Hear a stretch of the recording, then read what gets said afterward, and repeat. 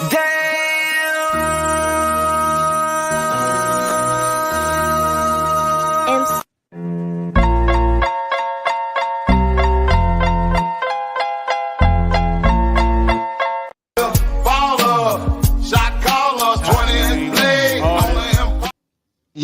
what is going on, everybody? Welcome to episode 102 of Miami Dolphins content. Your boy Bleezy and CT in the house. The linebacker room overhaul is complete, man. Jordan Poyer will be Javon Hollands' new partner in crime.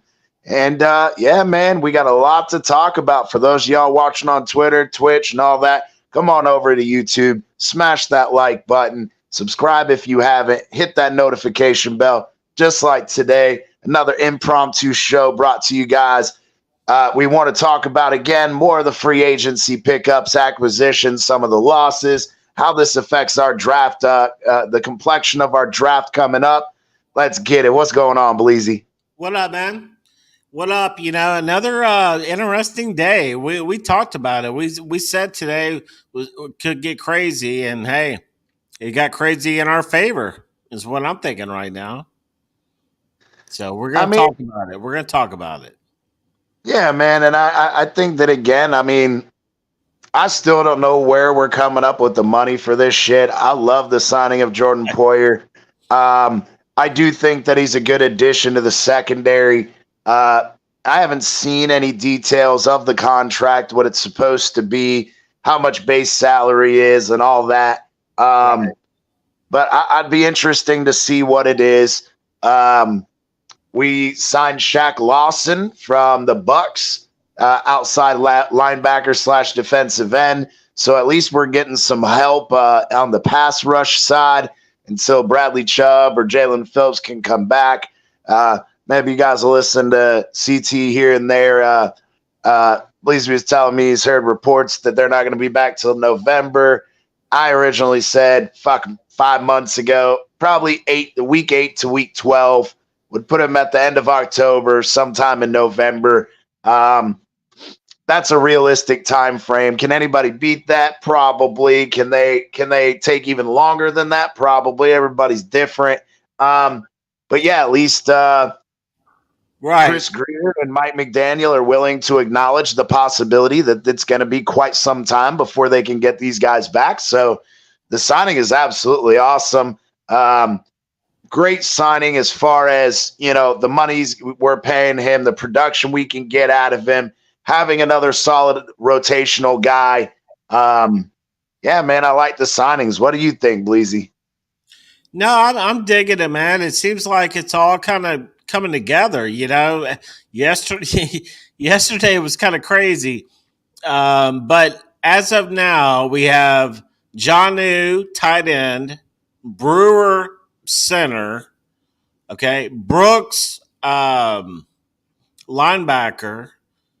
Barrett, defensive end, Poyer, safety, Walker, linebacker. I mean, we've addressed a lot of needs. You know, we need some defensive tackle help. Well, I mean, we still got, you know, corner, D tackle, depth at some of these positions. I mean, we had the Cameron Good injury, not that he was worth a damn before he got injured anyway. We haven't seen shit out of Channing Tindall. But I do like the signings. But again, like you said, we are starting to fill some of these holes. D tackle with Raekwon Davis signing with the Colts, 2-year, $14 million contract. That's fucking another one. I got to pull up that baby fucking saying you smoking or whatever. Hold on. Let me pull that one up. You smoking something, but I mean, what are you smoking, bro? Because I'm telling you, I wasn't paying Raekwon Davis $7 million a year. The dude was trash. He was always coming in overweight. His motor, his desire, I question it. Again, we talked about he's too tall at 6'5". What was it, 370 when he came into the league? Yeah, he cut some weight, but every year it was a struggle with him coming into camp. How overweight was Raekwon going to be? You know, again, being so tall, has a high center of gravity, not great for, you know, a D tackle. But Look, he's played sparingly. Seiler and Wilkins. I mean, they gave him rests here and there, but you had Deshaun Hand coming in and playing. Not a huge loss for us, and another team overpaying for but way below average player, paying them quite a bit of money. In my opinion, unjustified for sure. But hey, to each their own. Fuck it. But yeah, man. As far as the draft complexion, it starts to kind of pull things together a little bit more. We might, at this point, we're looking possibly a third receiver, a guard / tackle, cornerback, and D tackle is kind of where we're at with it. And, sporadically, some good depth pieces would be nice. What do you think, Bleezy? Yeah. No, I totally agree, man. My mic was off, but I totally agree. I saw something on Twitter today that said for the players, like 4 or 5, for the amount we're paying, 4 or 5 of these players would be the same amount that we would have been paying Christian Wilkins. So we're bringing in. So we're bringing in, we're bringing in players, man. Greer, I don't know. I'm going to sit back and watch what happens, but today he kind of saved himself a little bit, I think. Well, I mean, are we putting a little bit too much value on the signing of Poyer? I mean, don't get me wrong. I love Poyer. He's a physical player. You match him up with Holland, who's also, physical, but he's also a ball hawk. I like that pairing there. But again, is it, oh, we went out and got a big name guy? Is that what makes you feel like he saved himself? Or is it the all around getting I don't know, bro. I mean, I say he saved himself. Let's, how about the 1-year contract on Poyer? I don't think I shouldn't say he saved himself, because I think we're struggling right now. I really don't like the game plan, to be honest. Another 1-year contract for Poyer. Is that what we're doing now? Going free agents all over the place? You know what I'm saying? When you don't have draft capital, you really don't have a choice. Well, that's not a winning formula, man. I think it's been proven. Yeah, like we said, not fucking sustainable for sure. It's been proven over the years, man. Don't go the free agent route. You have to build through the draft, man. Chris Greer said, "F those picks," and hey, look where we're at now. How about the F those picks?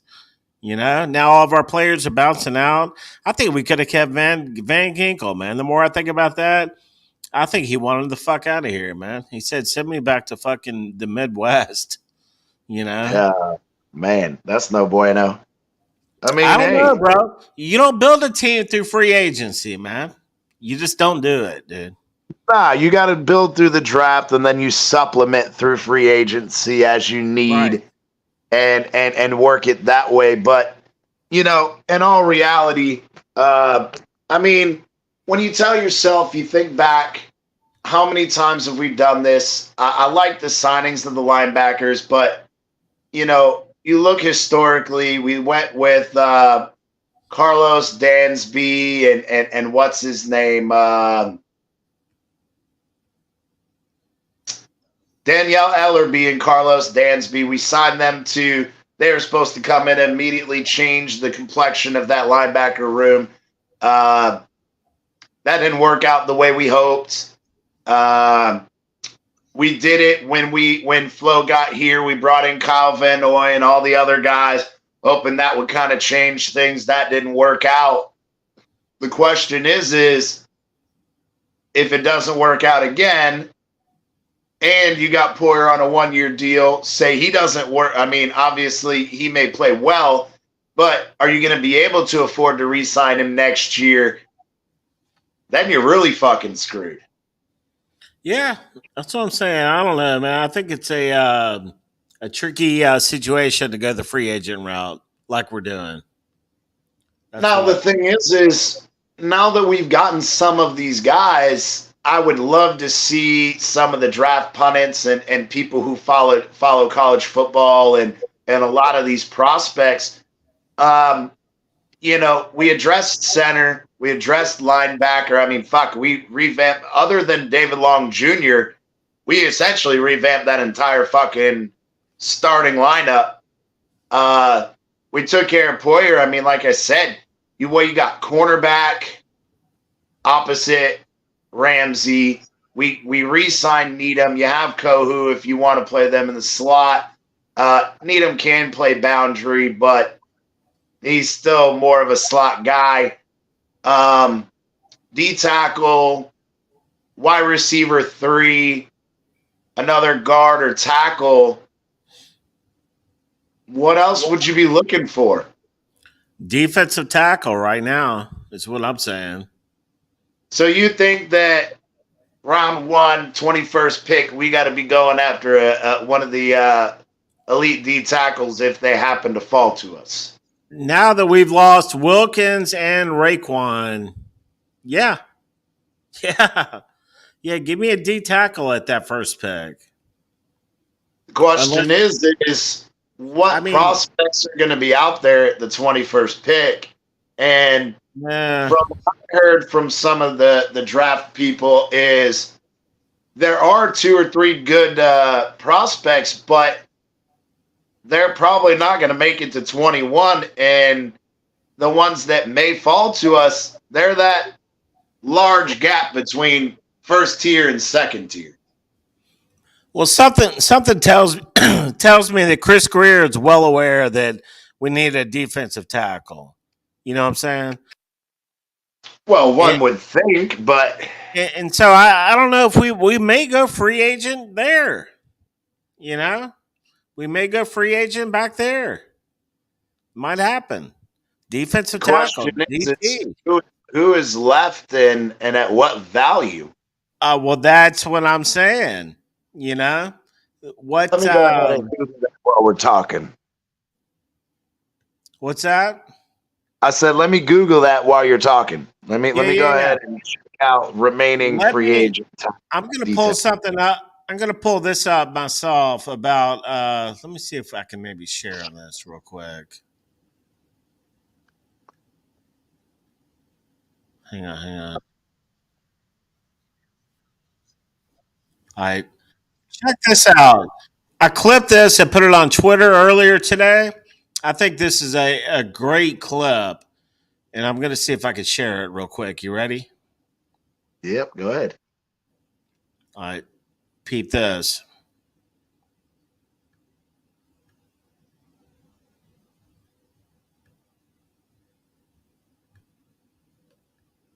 Have the quarterback on the rookie deal, they're losing talent. They just got over the cap and they got themselves to a safe spot at $4 million. So they're fine numbers wise, but they're losing players. When I looked at them yesterday, they really are going to lose 6 starters from defense. This is the number 10 defense in the National Football League. They have literally no defensive tackles on the roster. If you go look at the tackle list, it's moving fast, if you will, and they're not going to get anywhere near what they had. So when you lose 6 starters from your defense and you don't have any defensive tackles, now the 3 of us talk all season, when teams can't stop the run inside, it's a major problem. And they lost their defensive coordinator who had enough of the egos. That all right, go ahead and hit the pause on that real quick. You're going to lose 6 starters on defense and you don't have the. So, yeah, man, I mean, he brings up a valid point. From what I'm looking at with the list that I brought up, they are going fucking fast. 1, 2, 3, 4, 5, 6, 7, 8, 9, 10, 11, 12, 13 of the free agent D tackles that were available have all already signed. The only ones that I see right now are DJ Reader, Fletcher Cox, Sheldon Rankins, Austin Johnson, Brian Moan, and Tim Settle are the next 6 best remaining free agent D tackles. That's he ended that clip by saying so now they need a top end defensive tackle, and there's really none left. That's how he ended that. Yeah, and the thing is, I mean, we knew that was going to happen. That you weren't going to, no matter who you signed, you weren't going to replace Christian Wilkins. We knew that right off the bat. But at the same time, if you say again, we got this Isaiah Mack guy, you know, extremely physical guy. You got Zach Sealer. You brought in his arch enemy, the other one, Devion, whatever his last name was. Maybe it's Smith. I don't know. But if you bring in another veteran guy, maybe you get a Fletcher Cox. Maybe you get a Tim Settle. And you got a good rotation, a quality rotation of guys. We still got Deshaun Hand, I believe, is still on the roster on the practice squad. Well, he was on the practice squad last year. Maybe they're just going to do it by committee. I mean, that's who we have right now. We have Hand and Sealer in that defensive tackle room. Well, we got, again, the two guys that we signed this offseason, Isaiah Mack and the other guy. But those two guys. Maybe if they try to draft someone, but even if not, maybe that was the intent and purpose of Greer in bringing in these two run-stuffing linebackers. Right. That's what I was saying. Saying maybe they're not going to invest any more into the D tackle. They might try to find an undrafted free agent, or maybe, you know, a cheap free agent veteran. I mean, you got to plug the middle, man. Otherwise, teams are going to pound the rock and run right up the freaking middle, which is probably what they're already thinking about doing against us, man. We got to have a plug in the middle.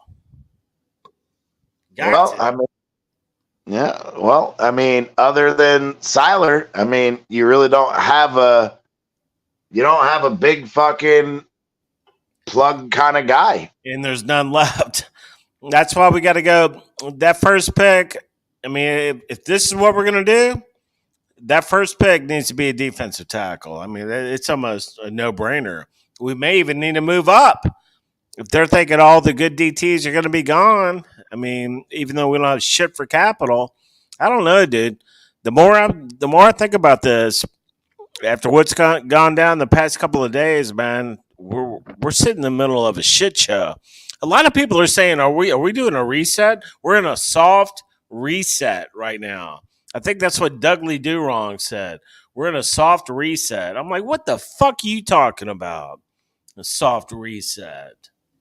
The fuck? Yeah, and I don't know if I agree with that, because if you're going with the soft reset, you wouldn't go out and try to sign guys like Jordan Poyer and all these guys who are going to cost you a little bit more money. You may as well have just rode with what you had, found some, you know, really cheap stopgap guys, give yourself some salary cap relief for next year. But obviously that doesn't seem to be Chris Greer's plan. I mean, he's restructuring the crap out of everybody, pushing more money down the road. I don't know. I think Chris Greer thinks he knows his seat's getting pretty damn hot right now. Yeah, bro. Yeah, Chris Greer thinks he's playing chess, and it's starting to look like he's playing fucking checkers, bro. Maybe. You know, and me and you have kind of been on his ass. I've been on his ass for years, man. But then he'll do it. He'll make a good move. And I'll be like, okay. It's like one step forward, two steps back. See, what I kind of see with Greer, and we've pounded this into the ground, so we're not going to spend a shit ton of time on it. But yeah, he'll always pull off a trade, or he'll make a big free agency signing. But it's the little things like re-signing your own talent, your talent evaluation and drafting. Those are the things that he fucking sucks at. And those are the things that are creating obvious issue with our team.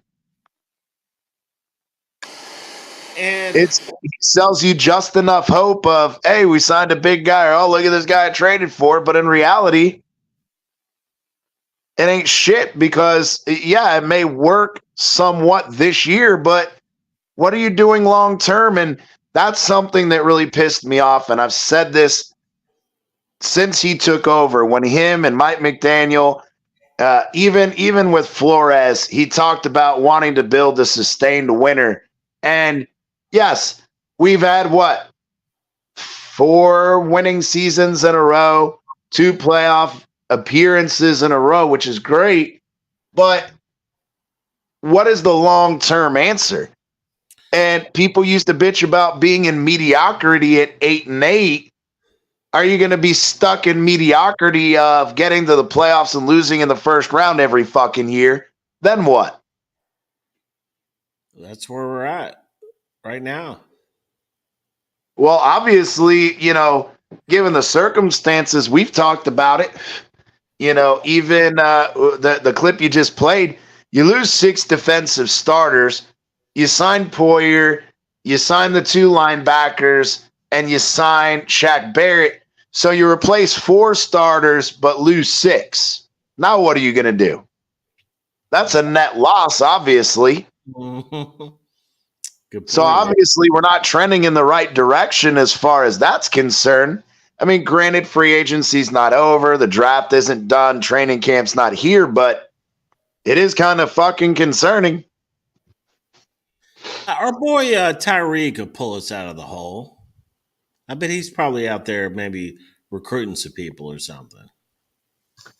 Yeah, he can recruit all the hell he wants, but if you ain't got money to pay him, I still don't understand. And I cannot wait for some of these numbers to be released on some of these contracts that we signed today. Because I'm very interested to see. Oh, shit. Hang on. Where's it at?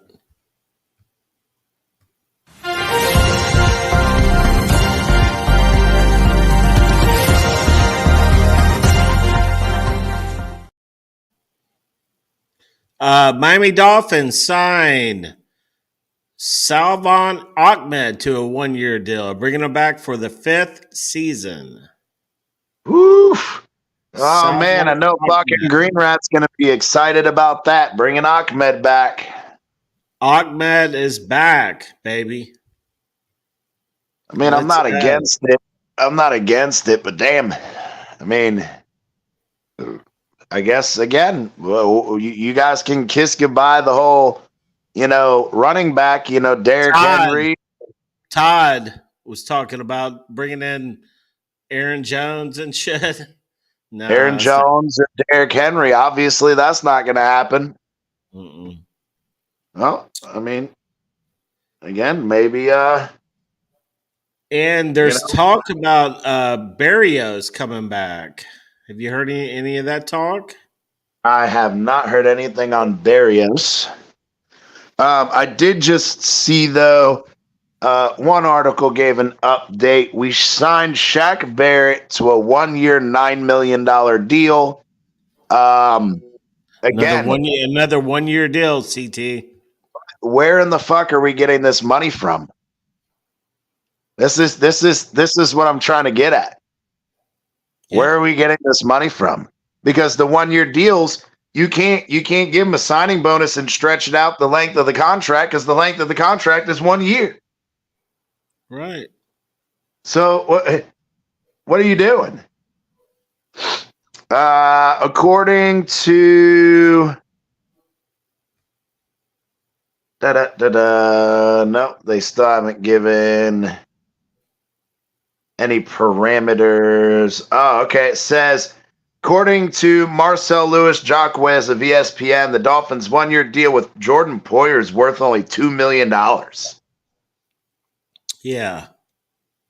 Which, I don't know, man. That's interesting to me. That seems pretty damn cheap, to be honest. Yeah, it does. That's money. Our boy Steve Ross probably, shucked him a little bit under the table on that deal.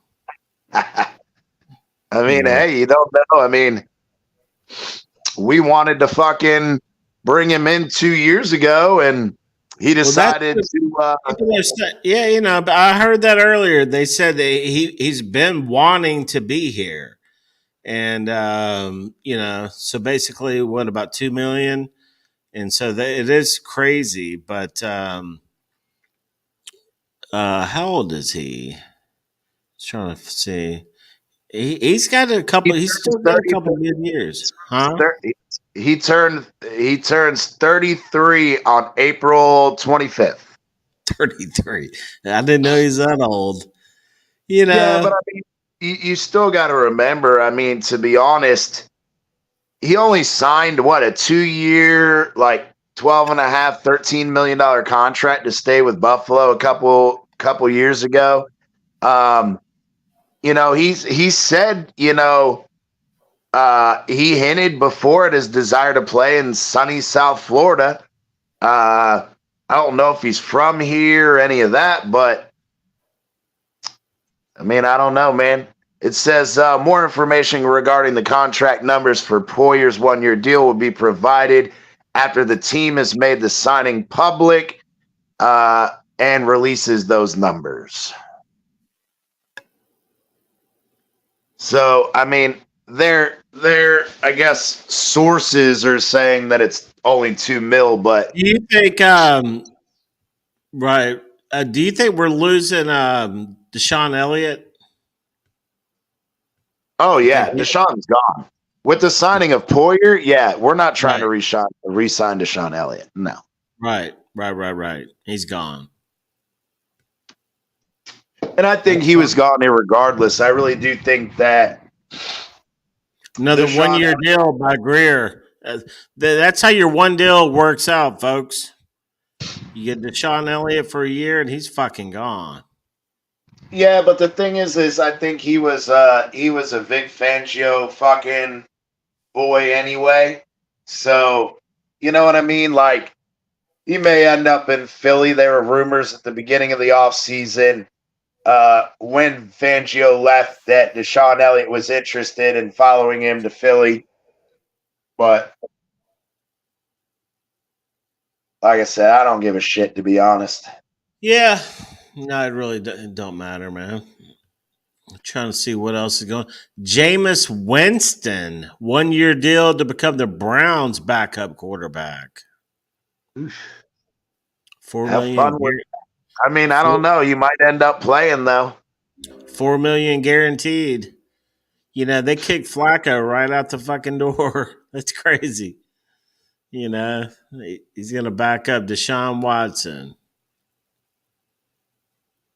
Yeah, but like I Um, said, and if Deshaun Watson gets injured again or, continues to play like crap, you never know. You might be playing. yeah, he probably will be playing at some point. The Patriots agreed to turn to linebacker Josh Uche on a 1 year deal. A lot of 1 year deals going around. 2020 second round pick, $3 million deal with upside of $8 million. Yeah, man. I mean, oh, A look at lot of that. The Bengals signed fucking Mike Gesicki I saw that. That's interesting. on a 1 year deal. Mm-hmm. I mean, hey, it's kind of that time of the fucking year. I mean, Gesicki, man, I really thought the Patriots would he would blow up there. I thought him and DVP would do something. But but not with Whack Jones throwing to him. right. I mean, if Whack Jones can't throw the ball Right. to That's a problem. I think Gesicki, man, I thought he would have popped off in McDaniel's first year. McDaniel didn't use him properly. We talked about that a million times. oh yeah. I mean, it is what it is. At the end of the day, he's gone, and I mean, he didn't stand out anywhere else. So again, can we say that maybe two is the one that made Mike Gesicki look good? Right.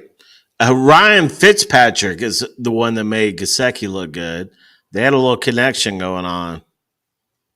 Oh, I mean, well, Ryan Fitzpatrick had fucking a connection with everyone.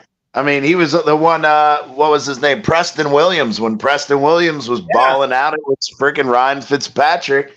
But Mm-hmm. then he got injured and couldn't stay on the field, and That's when all we on have. Devontae Parker. That's when we have flow. Yep. I mean, Devontae Parker looked good with Ryan Fitzmagic too, but Yeah, he didn't look bad. and then they go to other teams and even shit. DVP looked good with Tua in Tua's first year. Preston Williams was making plays, and then Preston Williams gets injured again, and Devontae Parker's hamstring injury flares up again, and they both get moved. They both go to the freaking Patriot. Parker and Gesicki go to the Patriots. You know, Gesicki looked good with Tua in his first year and two.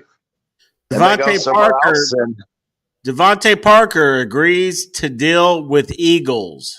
1 year deal. Devontae is going to the Eagles. well, I ain't worried about him after the first 6 games of the season. He won't be healthy. Right. No. At best. I don't know. I mean, we got to give the Patriots training staff credit. Devontae Parker stayed healthy for an entire season with the Patriots. Something the Dolphins training staff could never do. Jordan Brooks can light a fire under a defense, they're saying. Yeah, I mean, I can hear all of that. I don't want to skip out of that until we see some games being played. It's how many times have we gotten psyched up for guys on paper that never pan out? Yeah. Unfortunately, it seems to be, you know, these guys play well in other places, and, you know, then they come here, they get the bag from us, and then they play like shit. And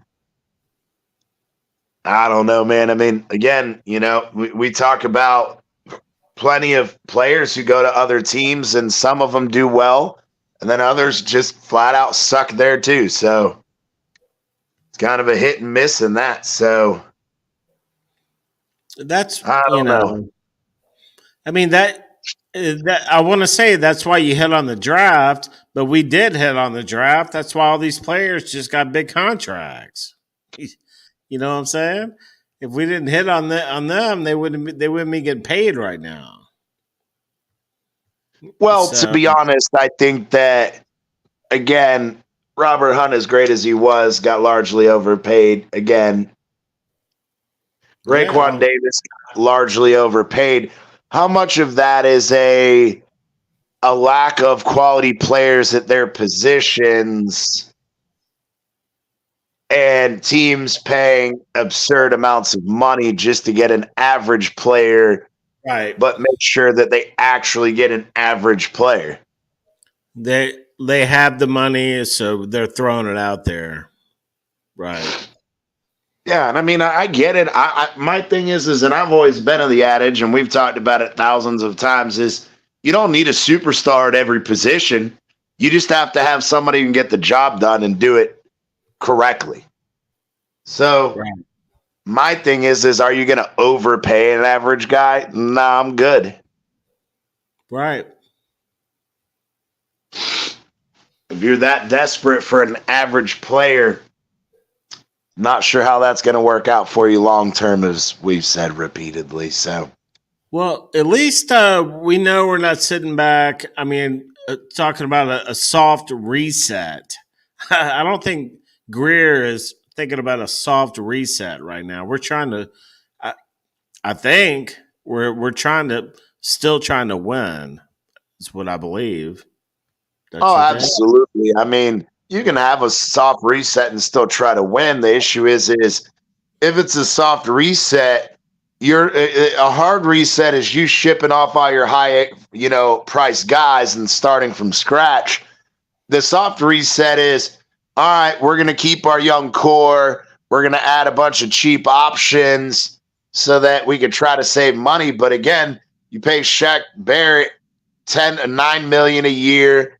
You paid the other linebacker, Anthony Walker Jr., $10 million a year.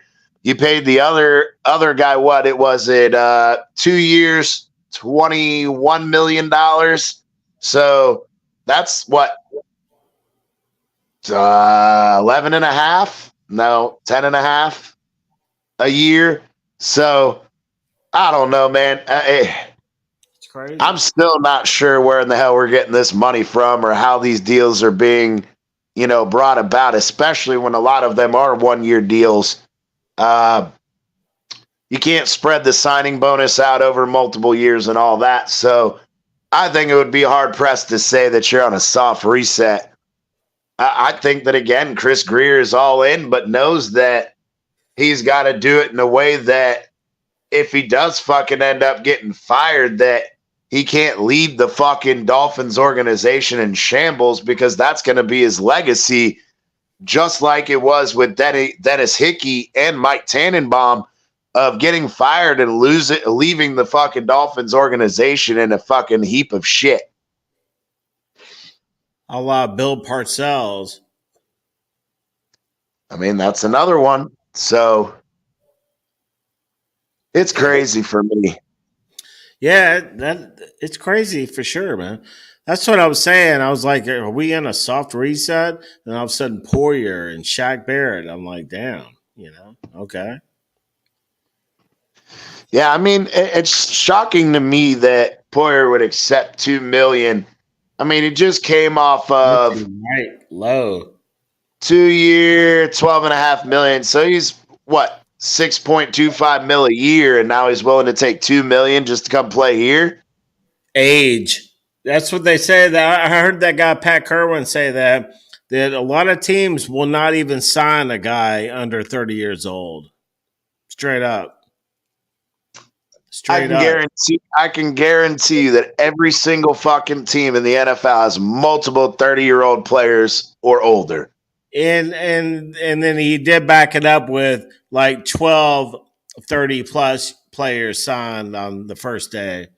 But he did say that. He said a lot of teams won't even sign. The only reason they will sign them is if they're, quality, really, really hot, good player, higher profile, which Poyer fits that role, I guess. Yeah, but $2 million. How in the fuck did you get him to accept that? I don't know. Ross got him down there on that yacht. I mean, dude, he's been a fucking starting safety for how fucking long in this league? Long ass time with his old ass. I mean, yeah, I don't know, bro. Put him back there with Holland. We'll take that. Poyer and Holland. I like that. Yeah, man. I mean, Poyer's not afraid to fucking smack the shit out of somebody, and neither is fucking Holland. And Holland's got some ball skills, and Jordan Poyer obviously does too. And Poyer's more of a coverage guy than Javon Holland is. But, I mean, hey, or not Javon Holland, Deshaun Elliott, and more so than Brandon Jones was. So, I mean, you can't be mad at that. I kind of, I like the concept. I like the idea. Let's just see if it plays out. I mean, you got to think about the fact that when the Bills cut him, I mean, he was part of their huge salary cap purge too. I mean, there's a lot of fucking, he was paired with Micah Hyde at safety for 7 seasons. Right. He started 16 games in 2023, totaling 100 tackles, a sack, a forced fumble, and 4 pass breakups. In his career, he has 24 interceptions, 54 pass defended, 12 sacks, 9 forced fumbles, 806 tackles, and 11 NFL seasons.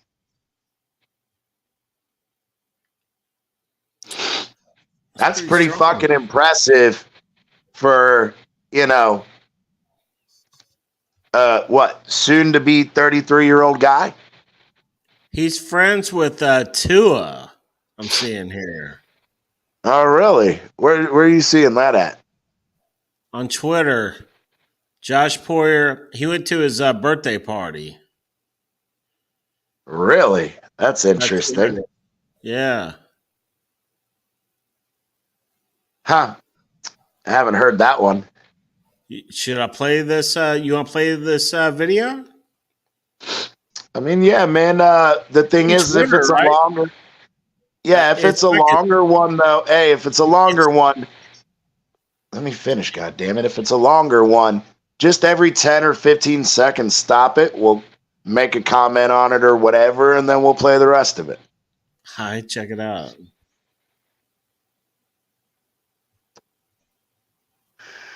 Let's go.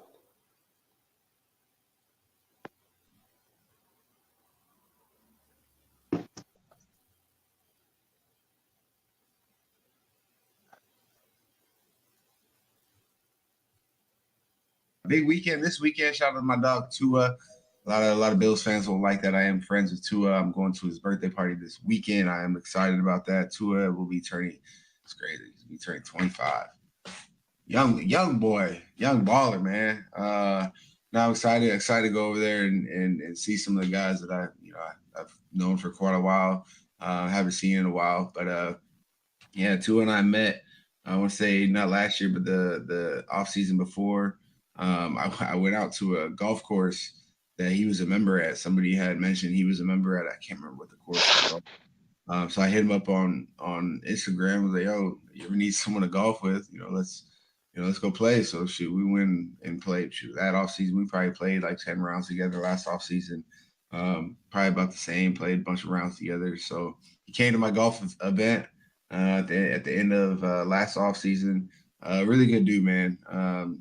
Huge fan of Tua, and I know he was dealing with a lot of stuff, concussion wise this last off season. But dude's a baller.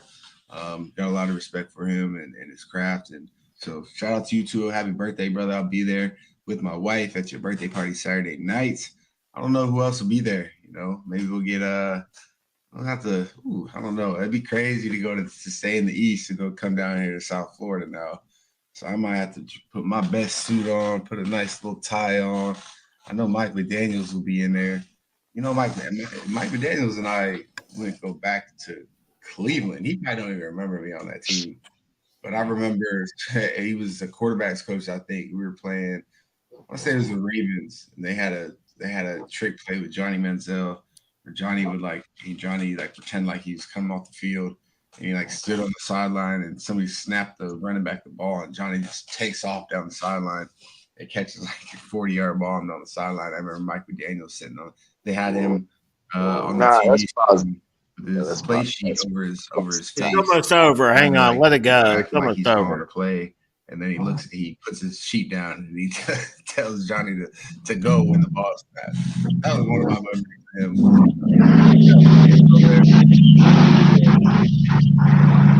That's it. So yeah, man. I mean, that's kind of Todd? Cool. Todd in the building. What's going on, Todd? Oh, what's up, man? What's going on, bro? I'm thinking I'm joining the Fire Greer stand. Oh shit! Oh shit! What are you mad about now? Dude, I told you. I am sick to death of all our running backs missing the last couple weeks in playoff games. We can never have them healthy at the end of the season when we need them. And yet he's still going to just go on with what we got. I'm done with this shit. He's a dumbass and he needs to be fired. We re-signed Ahmed. We'll be all right, Todd. Dude, I'm being serious. I want the man out. I'm done. When you are that stupid, when you are that naive that you miss, look at the last 2 years, the end of the season and the playoffs. Look at how many running backs we had healthy. And you still don't do something to fix it, you're an idiot. Well, we've been saying that about Greer for 4 or 5 years now. At least I have. So, welcome to the train, Todd.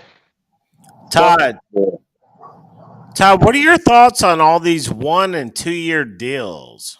I don't mind it because we're going to have more picks next year. Right. Remember, we're going to get 2 compensation third rounders for our $100 million contracts. So you're going to have 4 thirds next year. Okay. We already have 2 now. Well, how are we going to get that? Because we're not signing any players to big deals that were compared to what we're losing, the way the Patriots got it. We just lost Wilkins and Hunt to $100 million deals. That's a third round grade for a compensation pick, 1 for each. As long as we don't sign anybody close to $100 million, we're in good shape. As long as they stay healthy. Well, see, that's the thing. I don't know. See, I don't know how that works. I don't know the exact compensatory. Yeah, it depends on how much they signed for. I thought it was how much they play and where they rank. Listen, how much they signed for and if they play the season. Okay? That's the thing. Okay, so what happens if they get hurt? Then we don't get that pick? Let me Google it. Pretty much, because remember the year we lost that one offensive lineman to, I want to say Tennessee. What was his name? He signed a big contract. Offensive lineman? Yeah, back in the day. It takes into account a player's average salary per year, play time, and postseason honors. For example, in 2023 free agency, fucking pop up. Fuck you. It says, God damn it, the pop up came up. Now it fucked me up. All right, there you go. In 2023 free agency, Jesse Bates III, Hayden Hurst, Von Bell, and Samaje Perine all departed Cincinnati. The addition of Orlando Brown, Scott Austin, 2 of those left a net loss of 2 compensatory free agents. The result for the 2024, based on playing time as well as postseason appearances, allowed an additional third-round compensatory pick 97 and a 6th-round compensatory pick 114.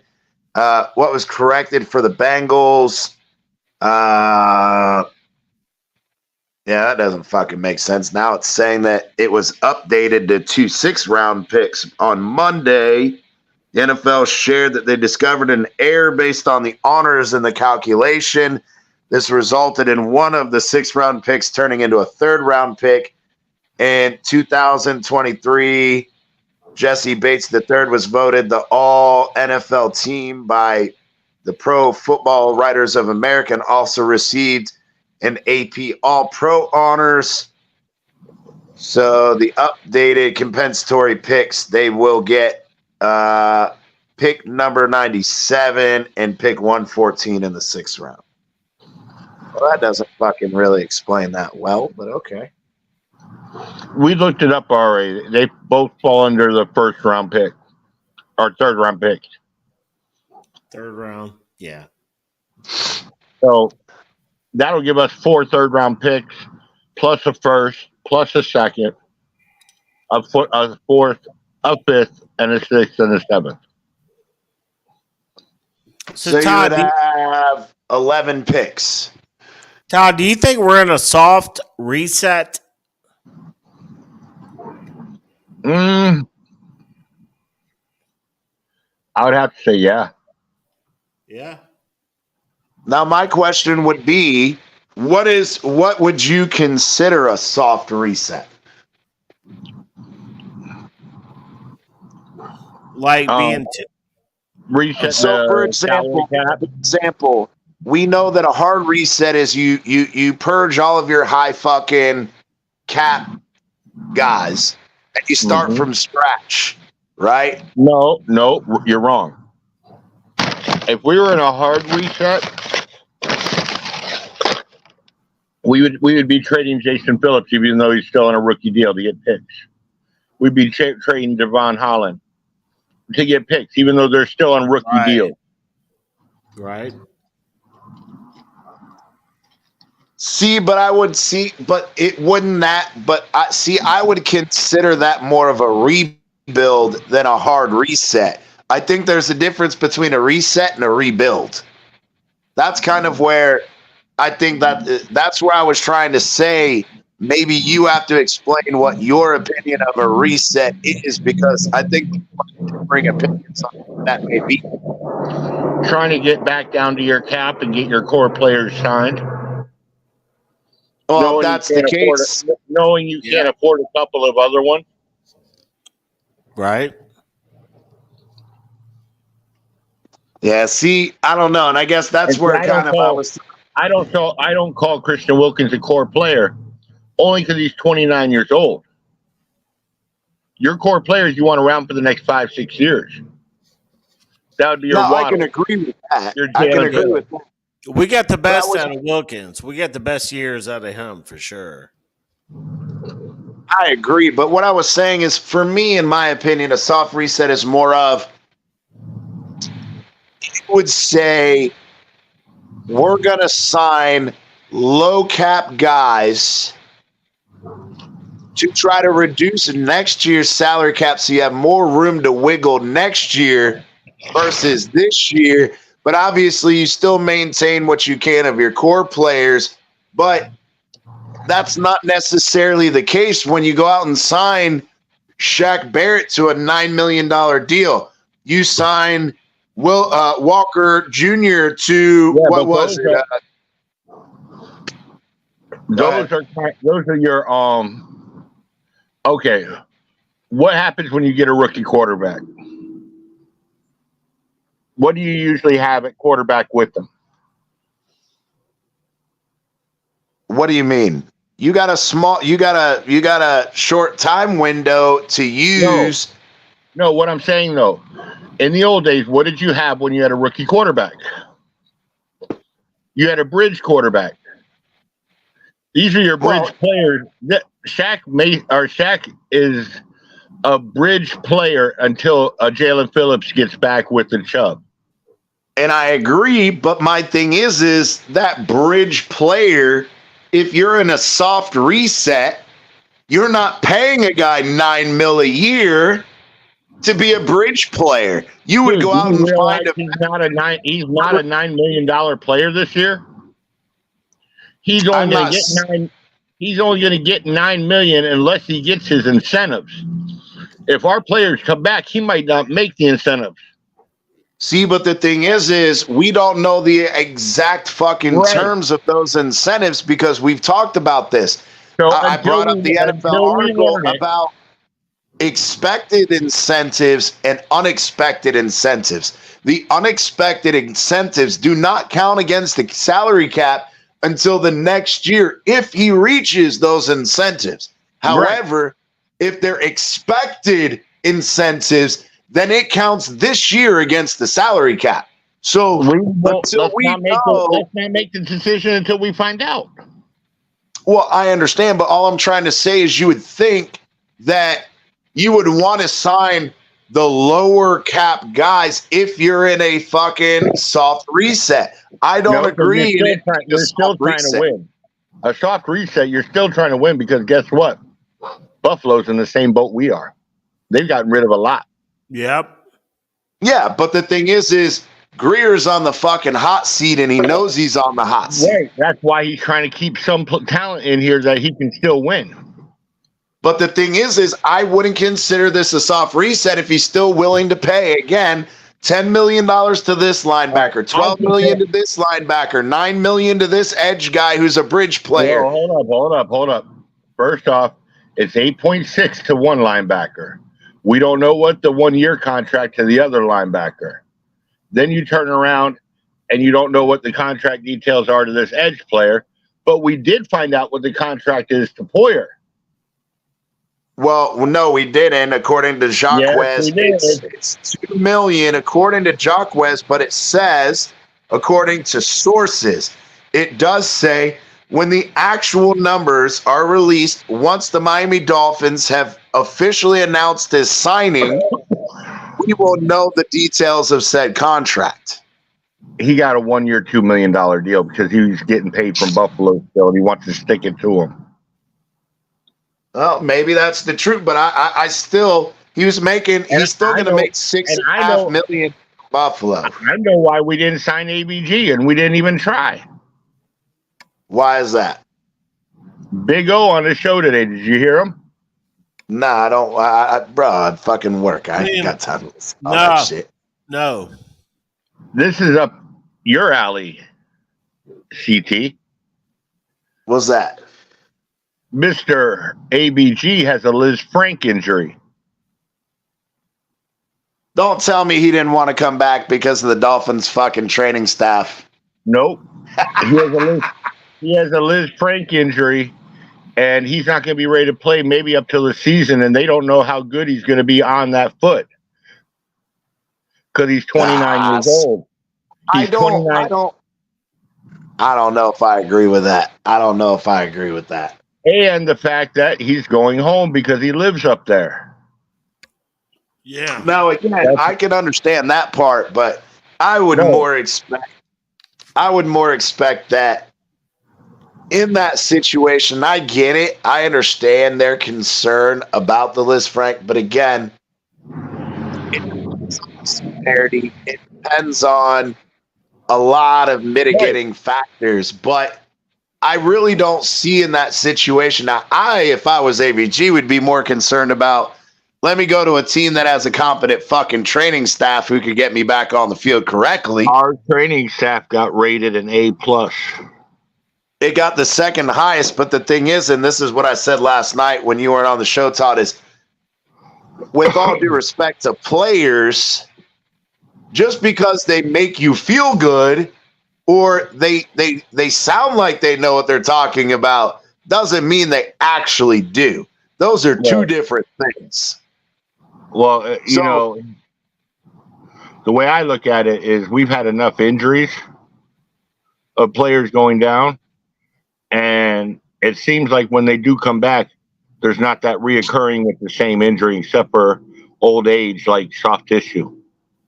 See, but that's not fucking true. So the same exact staff is the same one that Will Fuller said that he went and got 3 different opinions on because the Miami training staff told him that he would heal in about 4 to 6 weeks.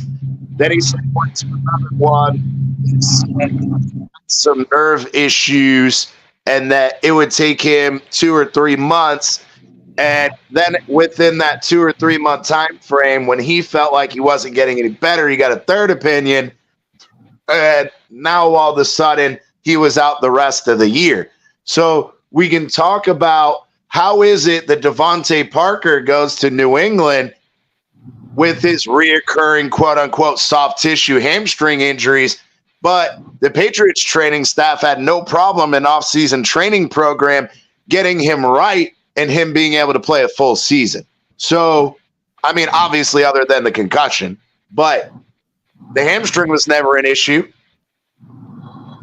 Let's talk about the inability to properly diagnose multiple players in multiple situations.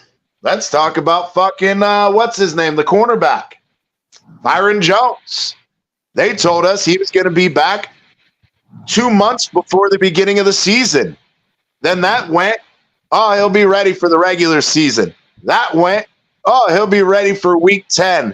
That went, oh, he's going to be ready in a couple weeks, and then didn't play another fucking down. Didn't play a game, did he? Not a single fucking one. Right. Come on, man. Don't test me, Todd. Look, I'm not saying that everybody in the Dolphins training staff is trash. I'm saying that I don't know if it's again not stressing the players enough the importance of the rehab. Is it players having setbacks that the team just doesn't want to public or release? That could be a part of that. Part of it can also be, you know, players do have the right to get opinions. The player has the final medical decision, you know, a la fucking Ryan Tannehill's dumbass, but I won't fucking go there. You know, I just, there are so many factors and mitigating circumstances that come into play with that. But I don't know, man. You can have all the best facilities. You can have the nicest trainers. You can have guys who splash up your fucking cleats, give you a freaking dope ass tape job. They come and bring you your fucking Gatorade when you need it. They know you like this flavor. This guy likes this flavor. Oh, we got everybody's bottle. We make it. Yeah, you can make people happy, but that doesn't mean that you know what the fuck you're doing.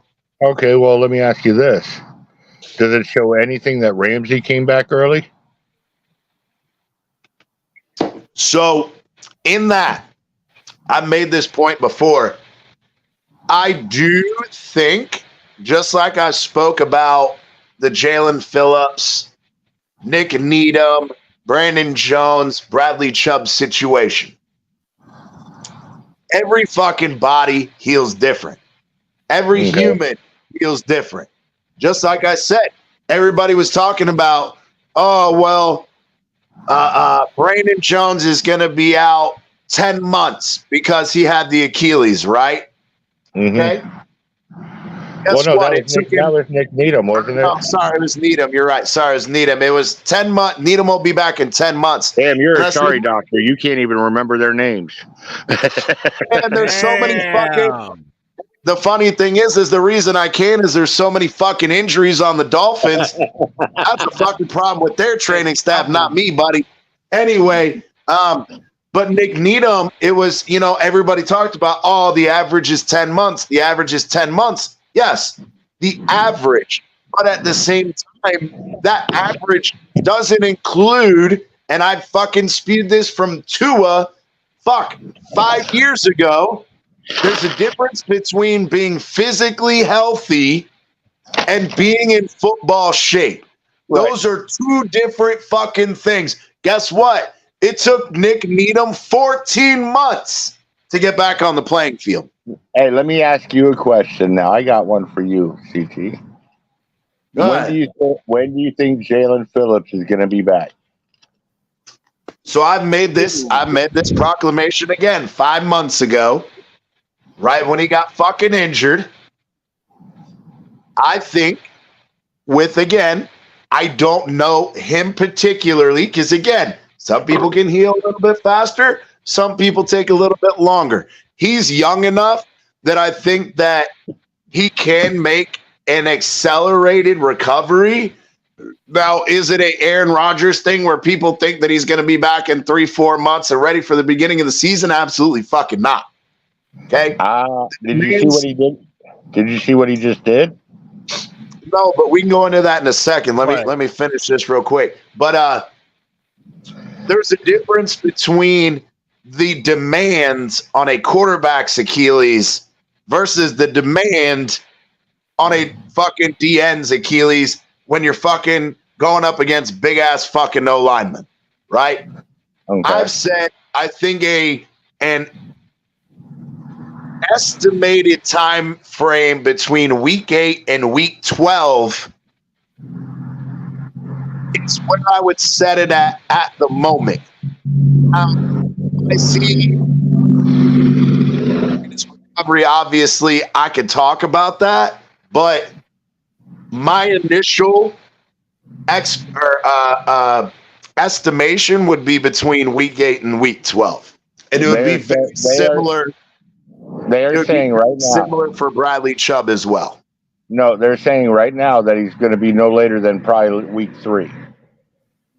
Now he did the Dolphins walk. Yes, I'm aware the cancer walk. He just did the whole thing without a brace or anything on, and he just did the whole thing. And he walked how far? Wasn't it a 5K? I don't know because I remember some people did bike race or riding bikes. Some people did running. Some people did walking. I don't know. Whole thing without a brace, and he said he doesn't plan on being past week 3 before he's on the field. I don't think the beginning of the season, but I could see him back week 3. Now you forget Chubb got hurt the second to the last game of the season.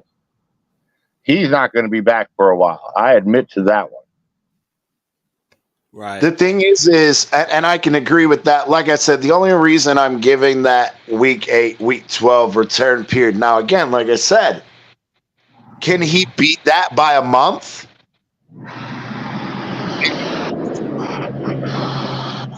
It's back, but here's the thing.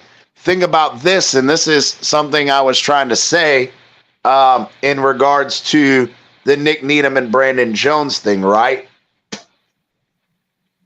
Just because you come back and you're on the field and practicing doesn't mean you're playing in games. Well, he says he plans on being on the field in games by week 3, no later. And, well, we'll see.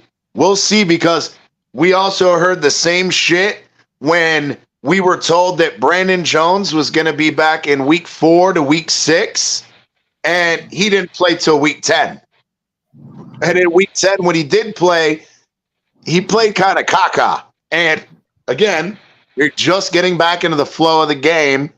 You're playing your first live action. And guess what? He did get burned a couple times in that first game, but the very next game, he played extremely well. What is going on, Gaines? No, but you know, but the thing is, he is still bricked up.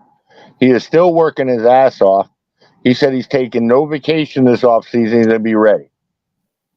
And again, I commend him. And again, I'm not disputing it. I'm saying, do I think that you can make a healthy return in week 3 or 4? Yeah. Do I think that you're going to be in tip-top playoff shape, or not playoff shape, football shape? No, it's not happening. See, here's the thing, though. I think he plans on returning to the field to play week 3. That means he would be practicing before that. You know what I mean? You understand where I'm coming from? I do understand where you're coming from, but Jalen Phillips, if you've ever heard him talk, he's not the immature one who's going to say, oh, yeah, I'm going to go practice that week and play that week. No, he's going to take his time when he gets there. He'll practice, and then he'll be on the field week 3, like he said. He's real mature about it. That's why he's not taking vacation. He's attacking this recovery. He's never been an immature player, which is why I love the fact that we drafted him. Yeah, and I agree. I'm just saying. So here in the sign here, you know what? I'll screenshot this, so maybe some of you guys will fucking understand that. I understand where you're coming from. I don't just pull this shit out of my ass. No, I understand. I understand, but I'm saying he heals a lot quicker. You know what I mean? And the thing is again, and that's possible. But my thing is this is where I get my estimations. And you know what? I'm going to fucking bring it up. I'm going to make a special show about this, Bleezy. But there's a large variation, and this is, again, Scientific Medical Journal, peer-reviewed. Actually, no, what week did he get hurt? So, what week did he get hurt? On average, again, their previous activity after rehabilitation has a large variability, from 28 to 100% return to sports play and activity. So a great deal of these guys between 28 and 100%. Okay. The variation of that return is from literally a 6 months window, a 6 month window to a 9 month window. Okay. Is around 28% return to play. The 100% return to play is 16 months. Okay, let me ask you a question. So again, and that's if they ever return, because obviously we know that these studies are going to be a bit skewed, because not all of them are professional athletes. Not all of them are college athletes. It could be high school. Right. It could be this. You know, they may choose not to continue to play after their injury or whatever. So there is some deviation in that aspect as well. But the thing is the large variability of return times is so wide a margin that I would give him on average, or at least in my opinion, being as young as he is, being a professional athlete, having the level of care he does, I think, in my opinion, a realistic time frame would be the 6 to 9 month return. What month did he get? What week did he get hurt? I remember it was at New York. From what I remember, is mid or late November. No, as a matter of fact, it was Black Friday. Yeah, which was mid to late November, like I said. Black Friday, yeah. Well, no, it would be Friday is the fucking the Friday after Thanksgiving, which is the end of November.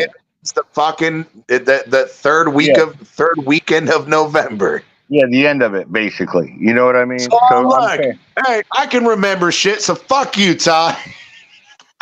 No, but what I'm saying is, then don't count November. No, because he didn't have surgery. According to them, he didn't have surgery until what, the Tuesday or the Wednesday after? Yeah, it was after. It was real close to yeah, it was like 3 or 4 days after. Yeah. So go by what? December. So December, January, February, March, April, May, June. June would be 6 months. July, August, September. And again, like I said, that's a 6 to 9 month rehabilitation. Is that possible? Yes. But I also know that the Dolphins tend to err on the side of caution in bringing guys back from long-term injuries. Say they bring him back in October, but they let him fucking practice for a couple weeks and then put him in a game. Now we're talking mid-November, which is fucking, again, almost 12 months. Listen, I agree with you about how they've decided on the thing of caution for their players. I don't think they will do that this year. And I'm saying it's going to shock you. But when their jobs are on the line, they want him back on the field when the doctors clear him and say you can start practicing. Okay, he's cleared to play in the game. Okay, they're going to be doing that because they have their jobs on the line this season. Well, hey, then Canes Dolphins 89. Canes, I love you, but you got to change it to Canes Ravens 89 if you're taking your talents to Baltimore, brother. Listen, hey. You already know how I feel about that today. Fuck Baltimore. Fuck Baltimore. Fuck our GM, Greer. They can all go and kiss my ass. Oh, shit. You know why I say that? You know why I say that, Bleezy? Why? Where do you think King Henry's playing for this year? Baltimore? Yeah, he signed a 2-year, $16 million deal. 8 a year. Give me a motherfucking break. Yeah. I forgot about King Henry going to Baltimore. Fuck Greer. He can get fired. I don't care. That's no wonder why Canes fucking jumped the bandwagon to fucking Baltimore. He was wanting to fucking running back too, so now I understand why. We couldn't come up with $8 million when we're man, please. You drop Jeff Wilson, that makes it $6 million. I'm sorry, fuck this shit. I want running backs who can play in December, who aren't injured. Hell yeah. I'm done. Well, you can keep fucking holding your breath on that because apparently we don't give a fuck what you think. Yeah, and you know what? Fuck Greer. I hope he gets fired now. I've been on that train for fucking 4 years now, so. Anyway, I wanted them to fire Flores and Greer at the same fucking time and start the fuck over. Bring in a real GM. Bring in Mike McDaniel and let a fucking real GM. The thing that pisses me off about Greer. We have a real GM in the building. Who's that? Don't tell me. Oh my God! Please don't tell me Reggie McKenzie. Who's the other guy? Reggie McKenzie. No, there's another one too. I don't know the other one. I remember everybody's talked about if Greer ever gets the axe, it's going to be Reggie McKenzie because his dad was in the organization for a long time. He's been Greer's right-hand man for a long time. Man, I'm sorry, but the whole thing about the whole thing for me about Greer is this fucking being a facilitator bullshit. I'm sorry, but if you're a fucking GM, do you think Ozzie Newsome was a fucking facilitator? No. Hey, I have this opinion. You know I have the experience. This is what I want. This is what we're gonna fucking do, and you need to fucking do it. This I'm gonna be the grocery shopper, and you cook the food. No, you gotta have a fucking backbone as a fucking GM. And if all you're ever gonna do to a coach, that means that you have no fucking balls and you're a bitch. You know who else I blame? I blame Ross. Because if it were me, I'd be in there saying goodbye, Felicia. You didn't get what I wanted. Agree to an extent, but you do know that Ross has the tendency, and we've been over this on multiple occasions. He kept Dennis Hickey too long. Why? Dennis Hickey was a CFO of one of his companies relationship. Mike Tannenbaum was the CEO of one of his former not his former company. He was a former CEO for one of his companies to GM, and he didn't want to fire him because of their personal relationship. And now Greer's been in the fucking building so long, and obviously the history of Greer's father and everything else that Ross doesn't want to fucking upset the apple cart. No, and at some point, Ross got to grow a pair of fucking balls too and fire his ass too. I would have, if I were Ross, I would have walked in the office a week before the tampering time and said, you get me either one of two running backs. I either want Aaron Jones, who can run in the cold and produce, or Henry. One of those two backs. It's the thing, though, Todd. See, you can't have it both ways, though, because I remember we had the conversation a few months ago, and I said, would you rather have a Jerry Jones type who's overly involved, or would you have a Ross who's more hands-off? And you adamantly said you would rather have a hands-off owner. All right, hold up. There is such thing as I said mostly hands-off. You can still go in there and demand a running back when you see shit's going wrong, when fans can even point shit out. Now, do I want a person like Jerry who doesn't hire a GM and does every goddamn thing himself? There's a big difference between that. You know, don't meddle in the draft. Don't meddle in the draft. Don't meddle with the draft at all. Touche. But when it comes to saying Haynes brings up a good point, though. Haynes brings up a good point, though, Todd. Because Greer supposedly told Ross, if you draft Lamar, you can fire me. That's fucked up. I've never heard that. I never heard that exact story. I never heard that either, but you know what? I was banging the table for Lamar, too. I heard that story, but I heard it a different way. I heard that Ross really wanted Lamar Jackson. He went to Greer and said, you need to draft Lamar Jackson. And Greer said, essentially, if you're not going to let me make the picks, you might as well fire me.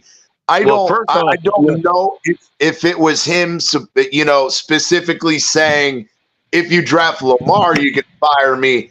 I heard it was more either you trust me, let me draft, or fire me. But I can understand. He said, I got people who can back me up. That's fine. I'm just saying, I heard the story it was revolved around, let me make the picks or fire me. I've never heard specifically it being about, if you draft Lamar, fire me. I heard the story of, if you're not going to let me make the picks, go ahead and fire me.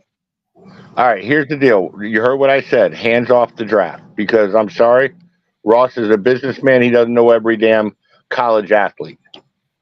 But to go in there and say, I want one of these two running backs, they're not going to be expensive. One was $7 million, one was $8 million. I want one of these two motherfucking running backs in Florida on my team. Make it happen. It's not the same as saying I want you to go and do the draft. If he turns around and says, "Oh, you let me pick the free agents or you fire me," okay, hit the bricks. I'll find someone to replace you. Come on.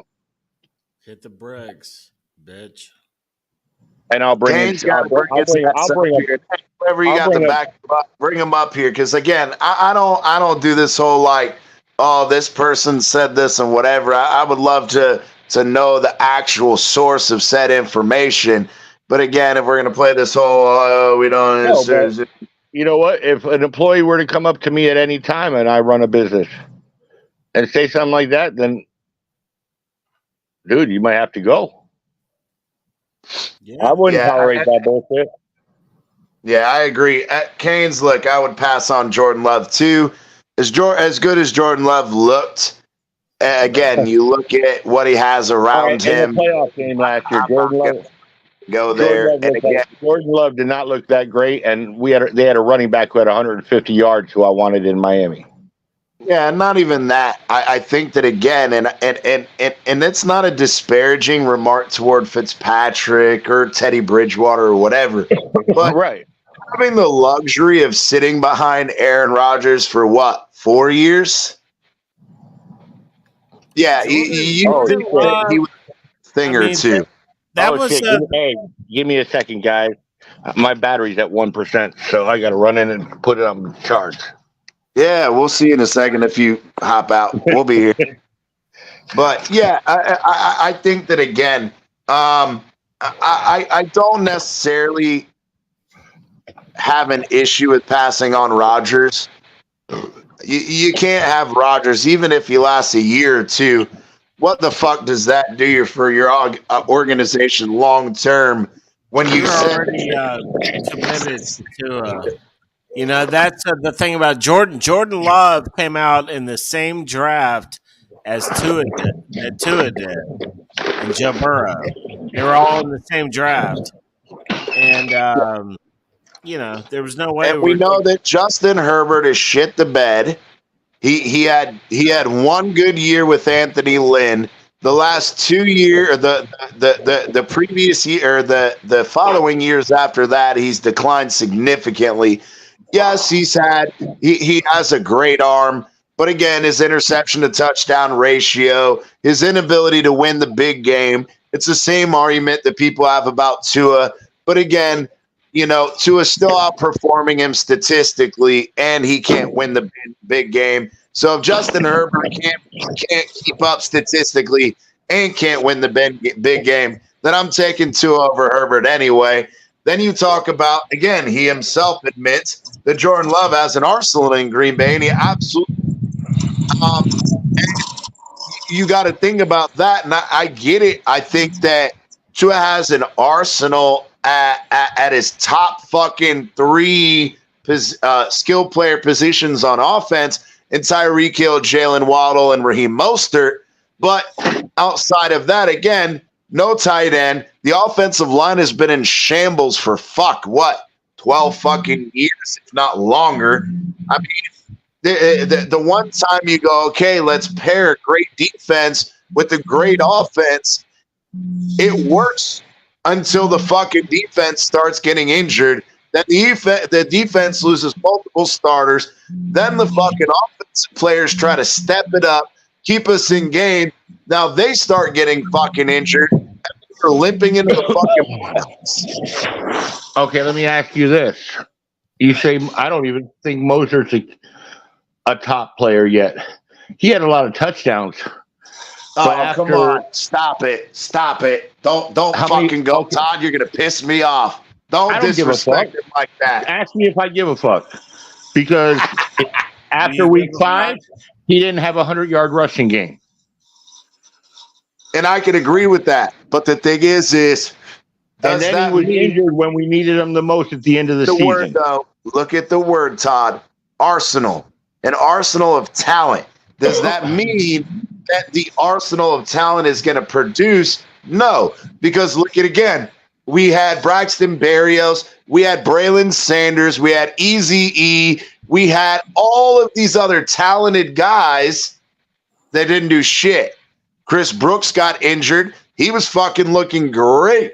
Physical fucking running back, bowling over people, running through people, bouncing off fuckers, spinning and fucking driving his legs forward, falling forward, and then gets hurt. MCJ. So, yo, what's going on, MC? But the thing is again, it's bro, you know, is it untimely? Is it unfortunate? The injuries, absolutely. Every year with him, he missed the end of the season last year too.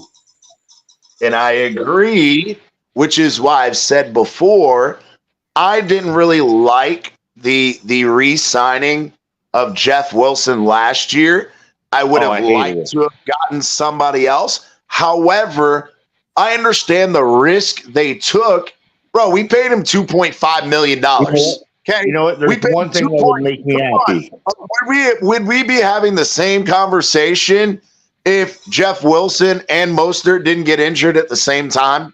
Let me ask you this. No, we wouldn't. There's one thing that would make me happy right now. Same conversation. There's one thing that would make me happy right now. Is he still a free agent or has he signed with somebody? A.J. Dillon got dumped by the Packers. If he's a free agent, I would take him.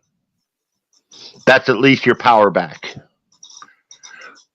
My honest opinion, and let me ask this because Bleezy and I were talking about this earlier, right? You addressed starting safety opposite Holland. Mm-hmm. You revamped the entire fucking linebacker core, minus fucking David Long Jr. But you got one guy who's an edge rusher. You got at least one fucking guy. If you do bring back Jadeveon Clowney, which there are rumors that we are going to bring him back to hold us over, that would be great too. Depending on how much money he wants. He doesn't want much. He knows he's at the end of his rope. Bro, look, he had a good year last year. But here's the thing.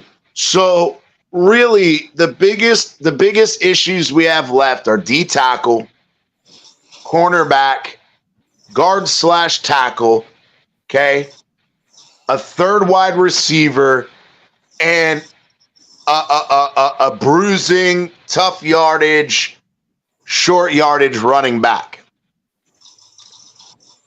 Why not try to get one of these D tackles and then go fucking running back in the second round? And how many D tackles do you need? So from what, and I talked about this earlier in the show. I've been watching some of the draft guys podcasts because again, I don't have time for all that bullshit. But they were talking about in the first round, there are 2 or 3 guys that are first round pick worthy. The issue is 2 of those 3 guys are not going to be there at 21. Right. And so that's the issue is, okay, maybe one of these guys falls to you. You got to fucking jump on it. If not, trade the fuck back. And we've talked about this. The only way you're going to really trade back is if one of the quarterback needy teams in the second round sees a quarterback drop to 21. But if that's the case, if they use their first round pick already, which they guaranteed has, you can only get 2 seconds, maybe a second, third, and a fifth. But I'd be okay with that. That means you can get a running back in the second, or you can get maybe that third guy in the second at that value, and then use your third or fifth on a fucking power back.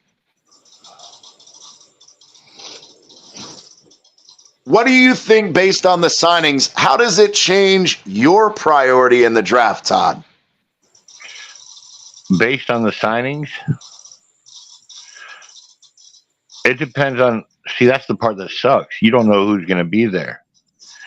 Because those DTs. And I'm not saying about who's going to be there. I'm saying priority wise. Because again, remember, we were all on board with center and linebacker. Well, center and linebacker's been fucking taken care of. And tight end. Well, we were never going to draft a fucking tight end early anyway. But go ahead. Jatavion Sanders, we were talking to, and yeah, we would have gotten him in the second round. Right. Oh, Forget about that. huh? We're not. I don't see. We're not going tight end. Not anymore. Right. I don't think we would have anyway, even if we didn't sign. They like Jatavion Sanders a lot, but we got Jonas Smith. We don't need that. Right. Here's the thing. With me, it's defensive tackle, and basically another a nose tackle, zero tech. We just lost Raekwon Davis to the Colts today. Man, Raekwon fucking number one. Always came in overweight. Terrible motor. And bro, but we still need to replace $7 million a year?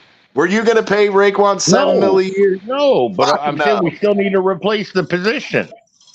Man, he fucking sucked dick anyway. Bro, you can get another undrafted free agent. Fucking Raekwon. I am not bitching about losing him, but you still need to replace the position. And I agree. I'm just saying I don't know if I'm double dipping first and second round. You could pick up a fucking undrafted free agent or a fucking. I'm trading back first off. Oh, okay. All right. I'm not saying I'm taking him at 21. I've told you guys over and over I'm trading back. Do you really want to double dip there though? I would want a Tavondre Sweat if I can get him in the second. And maybe if I get to pick up a 4th round pick and maybe a Chris Jenkins from Michigan, I might do that. Well, yeah, that's double dipping, but I thought you meant like back-to-back second, third round picks. No. There's only one way I would do that, and that's if Dan Murphy, the second from Texas, fell in my lap. And I could get Tavondre Sweat in the second round, who played next to him in Texas. And they played very well together. But other than that... Go ahead, Todd. Finish up. Other than that, no, I'm trading back. I want to trade back and get more picks. Yeah, I agree. Amicus in the building. Man, the legend. Everybody welcome. Amicus in the building. What's going on? We got to get Amicus's perspective on this one. Hold up. I got to say something. It's been a long time, my friend. It's been a while, Todd. I've been up here a few times, but I haven't. You got Josh Allen's dick out your mouth finally. Yeah. Well, listen, man. We all have to move on from time to time. Like, yeah, man, good to see you. No, but on a serious note, good to see you back, my friend. Hey, he's been back for a long time. Yeah, it's your fucking bedtime, old man. Yeah, you're never up here, Todd. I saw you a couple of days ago when I'm getting up at 5:30 in the morning. It's kind of hard. Yeah, to be up there. I know we're just giving you shit, but Amicus, I want your perspective on this, brother. Are you talking about Jordan Poyer signing a $2 million 1-year deal? Yeah, tell us about Poyer, Amicus. What are we getting? All right, I'm gonna refrain from just like I'm gonna be completely like unbiased here. Okay. Yeah. No, if you're gonna bash him. Yeah, Poyer was a beast for us, man. I fucking love Jordan Poyer. Right. I'm sure there's a side of him that's sad that we didn't keep him for that set. We signed him last year for 2 years, right? Right. But we 12.5, so it's 6.25 a year. Yeah, but we knew that after the guaranteed, we would, depending on what he did, we'd be able to get out of it comfortably if we had to. Bean knew what he was doing. He knew the salary cap. Honestly, we made out because we wanted. You're still paying him 6.5 mil this year. Yeah, even though he's not on your team. Yeah, but here's the thing. Bean knows what he's doing, CT, and he Bean is a master at like balancing the books when it comes to finances and production. Like he hedges the bets, right? It's like, all right, if this guy really kicks ass, boom, we got him on the cheap. If he doesn't do really well, we can get from underneath it. We made out this year because the cap was 15 million more than what we thought it was going to be. We both got lucky with that. Yeah, absolutely, us both, brother. Yeah, bro, Bean was doing cartwheels and shit when that number came out, right? And I'm assuming Bean would probably have cut another guy, which will be unnamed, but somebody else was going to get the axe that didn't have to get the axe. He was always going to restructure Vaughn. He was always going to restructure Josh, which already happened. And so back to Poyer. Poyer was a beast. You got a great dude, right? Like a great dude. I'm sure Rachel Bush is happy she gets to chill in Miami for a season. But Poyer, to be honest with you, he did decline a little. He did decline a little from what we're used to. And that's why you got him on the cheap for $2 million, right? So he's older than Todd is. Yeah, but you got him for, bro, you got a fucking killer safety. Even on his decline for that number, you did good. You did good. And that's something that scares me, and this is something I brought up at the beginning of the show. Seeing that 2 million really kind of fucking rubbed me a certain way. Was he willing? Because again, we all know that when he re-signed with you guys, even prior to that, he did express interest. I don't know if it's a family thing or because I've heard that he has a vacation home down here and yada, which, fucking everybody fucking does in the NFL. Exactly. But, was it really the interest of playing in sunny, quote unquote, sunny South Florida is what he said whenever you guys re-signed him. Is that a way of something of him just wanting to come and play down here for the location? Or is it, oh, well, you're going to cut me. Well, fuck you. I'm going to go to the AFC rival and you're going to still pay me and I'm going to let them pay me on the cheap so I can play you twice a year. Like it could be both. No, listen, Poyer loves Buffalo. I guarantee you he didn't want to go, but he knows the business side of things. Here's what really made the decision easy. Taylor Rapp balled out. When Poyer missed a couple of games and whatnot, or and even just playing different schemes and everything. With Rapp came in, they played 3 safeties sometimes, but Rapp fucking killed it, man. And so we were always going to, once we saw what we had in Taylor Rapp, I already knew Poyer was gone. I knew it. Now, I told you the other day, real quick, CT. I told you the other day that didn't really surprise me. And the who was the other cat we did? By the way, Leonard Floyd, man, we didn't bring Leonard Floyd back. That's rough. Mitch. Mitch Morse. That I knew that was done too. Okay, but the Trey White one surprised me, and the more I think, surprised me. Yeah, that one surprised me. But the more I think about it, the 2 injuries and everything, he never really looked the same, and it's probably like we're just gonna. And I hear Micah Hyde might retire.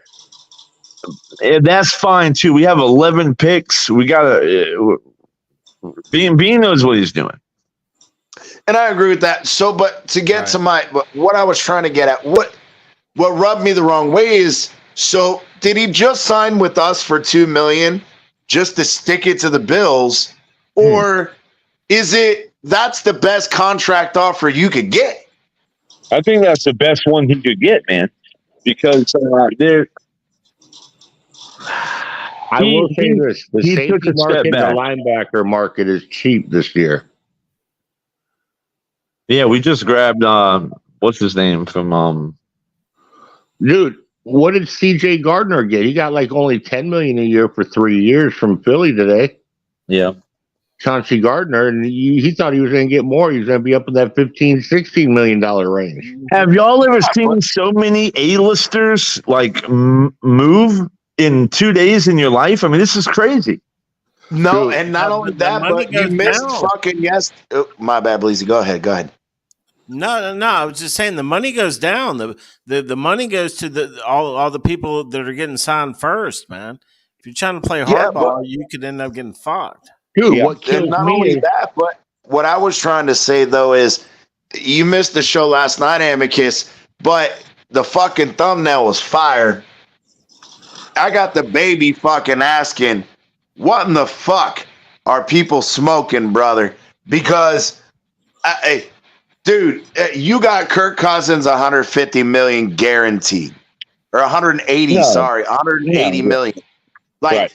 like Raekwon Davis gets, or not Raekwon, fuck, Christian Wilkins gets 27.5 a year from the Raiders. Bro, Yeah. Robert Hunt was a great guard for us. We were talking about re-signing this motherfucker. He was asking for 8 to 10 million. We should have re-signed his ass because he got fucking 20 mil a year from the fucking Panthers. Y'all should have traded Wilkins when you had a chance. Well, what are people fucking smoking? Like, dude, I don't get it. Traded But him. what about Chris Jones? What about Chris Jones' contract? Chris Jones got 150 million, 95 guaranteed.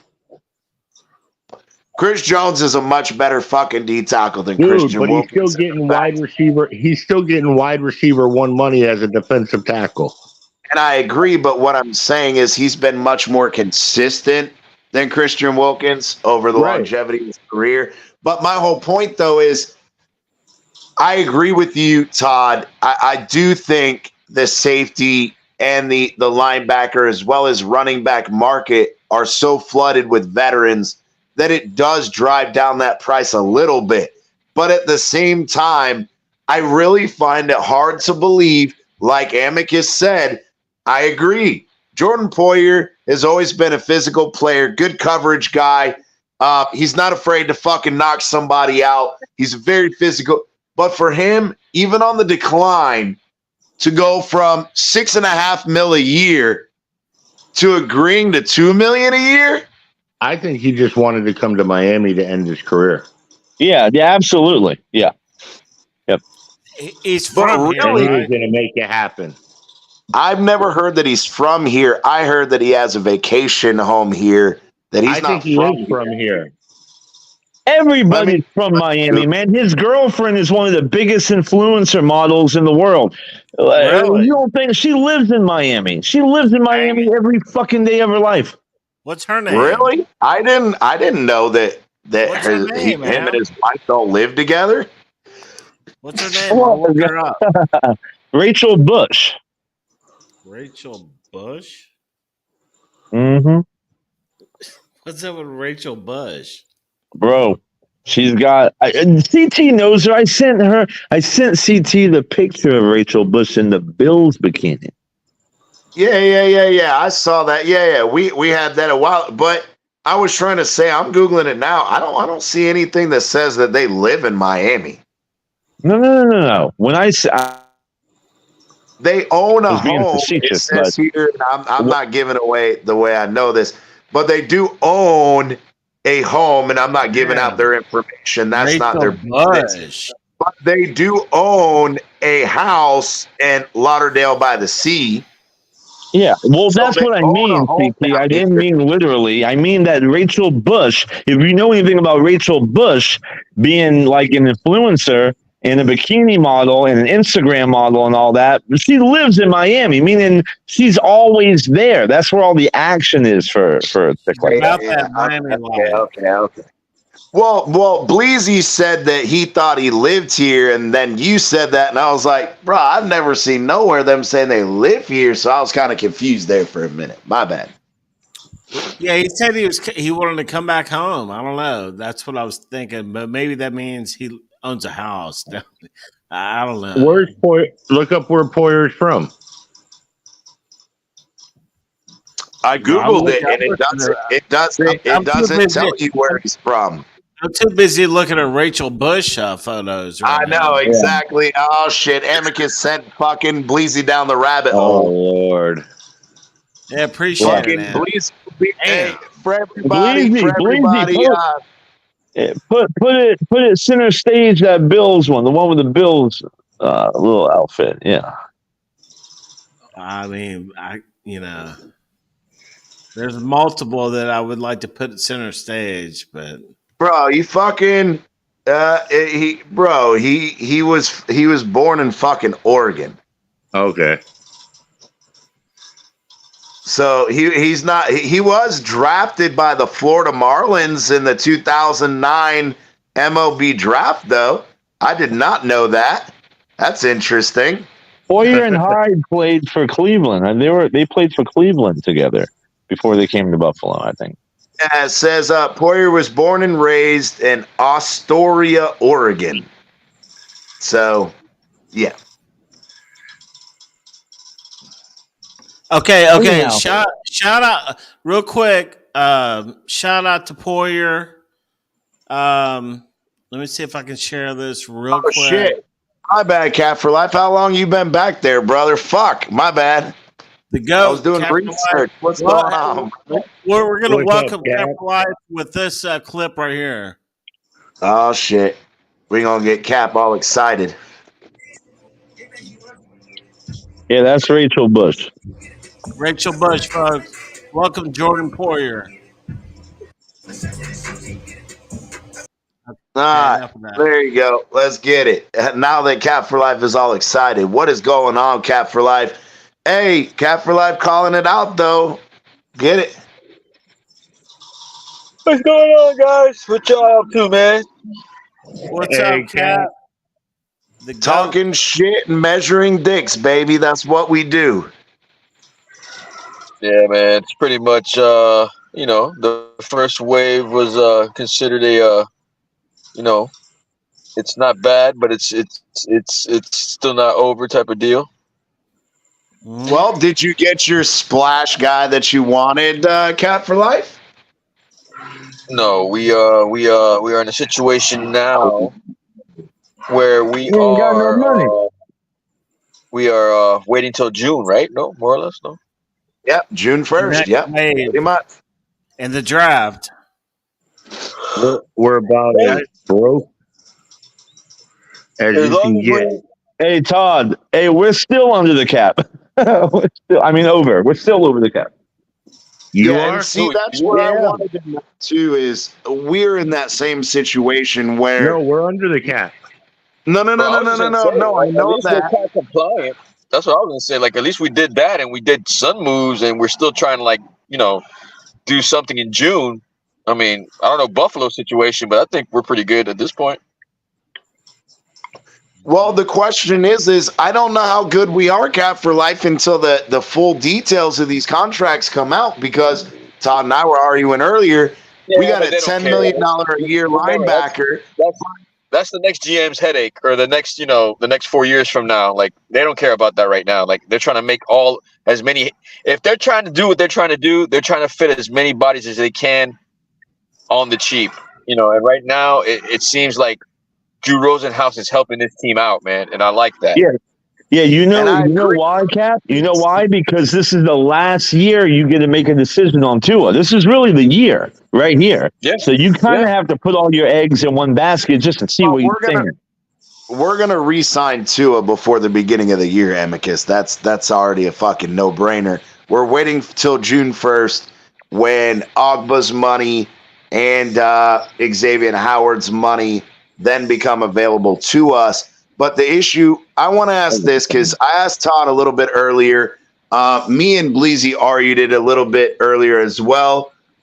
Would you consider this offseason, Cap for Life, a soft reset?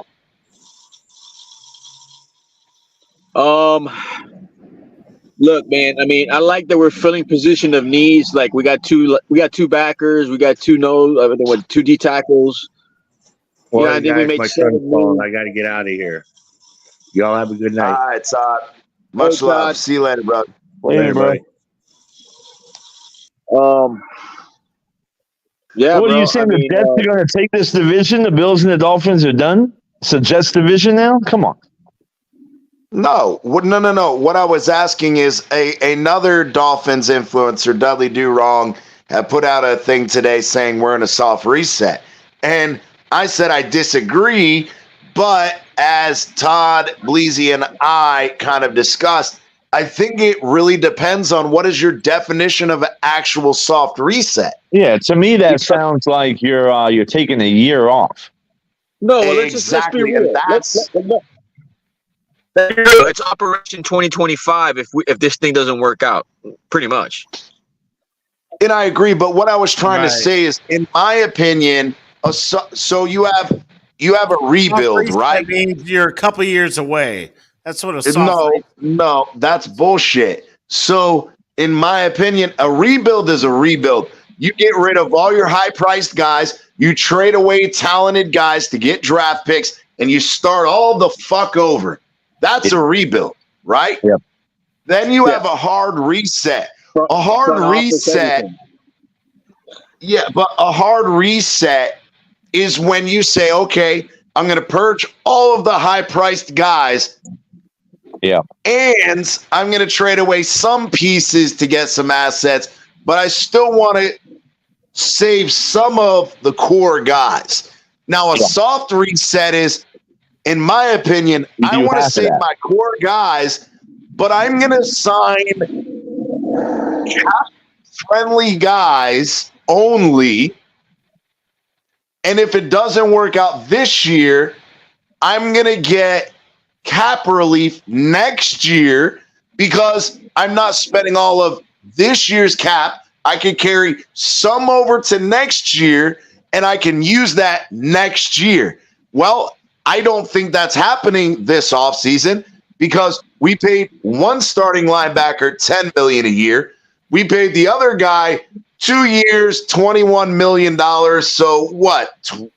10.5. We just signed Shaq Barrett for 1 year, $9 million. That's not a soft reset. That is Chris Greer going all in on what he has left because he went and restructured everybody and goes, my ass is on the hot seat. I have to succeed this year. I don't agree we're in a soft reset, period. I'm sorry. We're still in that window as far as Chris Greer is concerned. I agree with you 100%, CT. 100. And by the way, how you eloquently defined all those phases of the resets and whatever, that was great. You're 100% correct.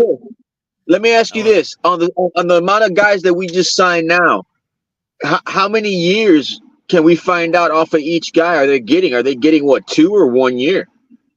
See, and that's what I'm trying to tell you is this is not a soft reset because we signed 4 guys, okay? 4. Poyer, Alec Walker Jr., Shaq Barrett, and fuck, what was the other linebacker's name? Jordan Brooks. The only one of them that has a 2-year contract is Jordan Brooks. So we know that $9 million you signed Shaq Barrett to, there is no, let's give him a signing bonus so we can spread it over the length of the deal, because the length of the deal is 1 fucking year. You can't spread out the $10.5 million that you paid Walker Jr. because it's only a 1-year deal. Brooks, so yeah, you make sense. This is more all in than rebuild right now. Exactly. It's not a soft reset. It's not a soft reset. It's not a hard reset. It's not a rebuild. It's a fucking all in. Because the guy that's seeing what's up with Tua, and you're wrong about signing Tua. They're not going to sign. They're not going to sign. Yes, they are. It's a done fucking deal. They're not going to do it. You're absolutely right. I forgot about the year. Say it again, Cap for Life. Hold on. Say it again, Cap for Life. You're breaking up on us a little bit. CT just wants to hear you say he's right again. No, you just heard him. He's fucking breaking up. Say it again. What about now? Can you hear me now? Yeah. Now we can. Go ahead. Oh no, I'm saying that you're nailing it because I completely forgot about the year aspect on these guys that we're signing right now. Like if it's 1 to 2, then yeah, it is all in. You're right. If it's 3, then it's basically it's just filling the position of need. But It's when you do that, this guy's just buying into 1 year, 2 year. I completely forgot about that. We're all in right now. We're all in. Yeah. And I thought we were trying to maybe reset like Dudley Do Wrong said, but no, we're not. We're trying to get this. But you're doing good. You're doing these 1 year deals on the cheap. That's the way to do it. And you're right. You can't spread it. There's no signing bonuses that spread across a 5 year tenure, because there is no 5 year contract. It's 1 year. It's 2 years, right? So you're 100% right. See, and again, I didn't want to just hear I was right, because I know I'm fucking right. I don't need to hear y'all say it. But you're normally wrong. So we all that window talk doesn't exist, right? There's no window because the window's now. Yeah, because of Tua. That's the part y'all are missing. I think that Greer understands that he put us in this cap hell, right? Just like we had the situation with Bill Parcells, Dennis Hickey, Mike Tannenbaum, and now Chris Greer. He knows his fucking ass is on the hot seat. And if we take a step back this year, we know, and we talked about it ad nauseum, so I'm not going to make it long. Ross, again, Dennis Hickey and Mike Tannenbaum, former fucking CEO and CFO of one of his companies. He had a relationship with them.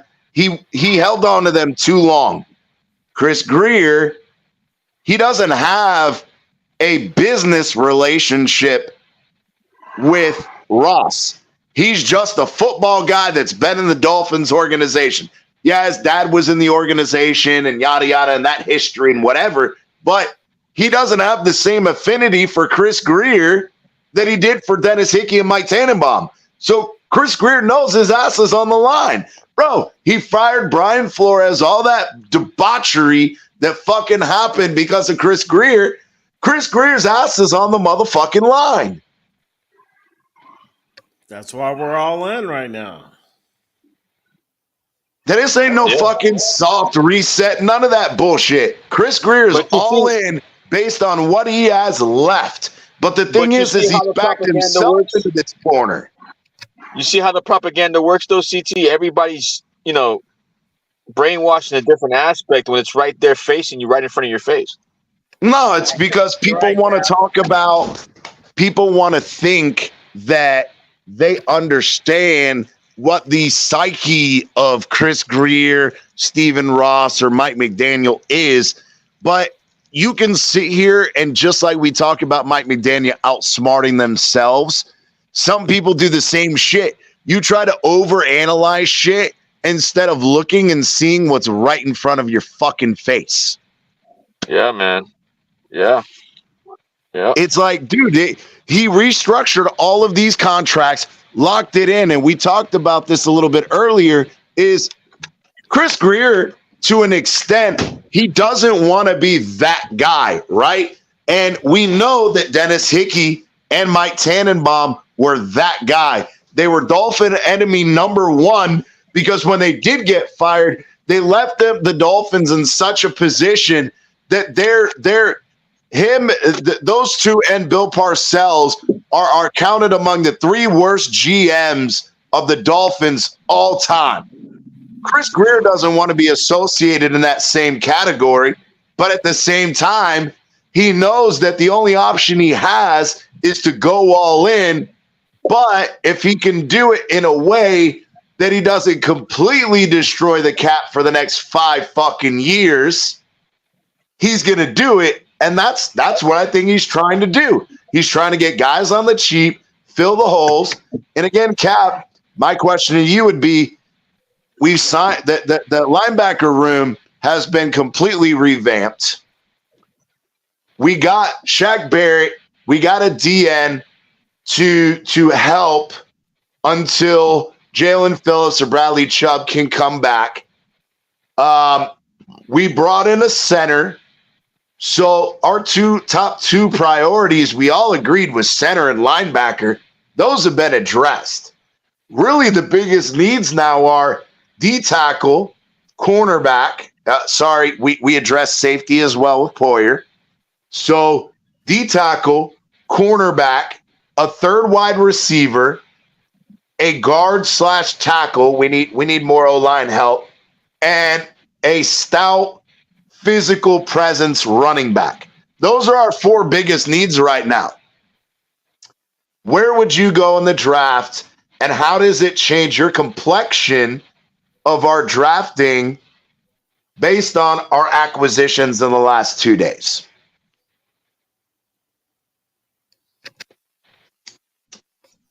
D tackle.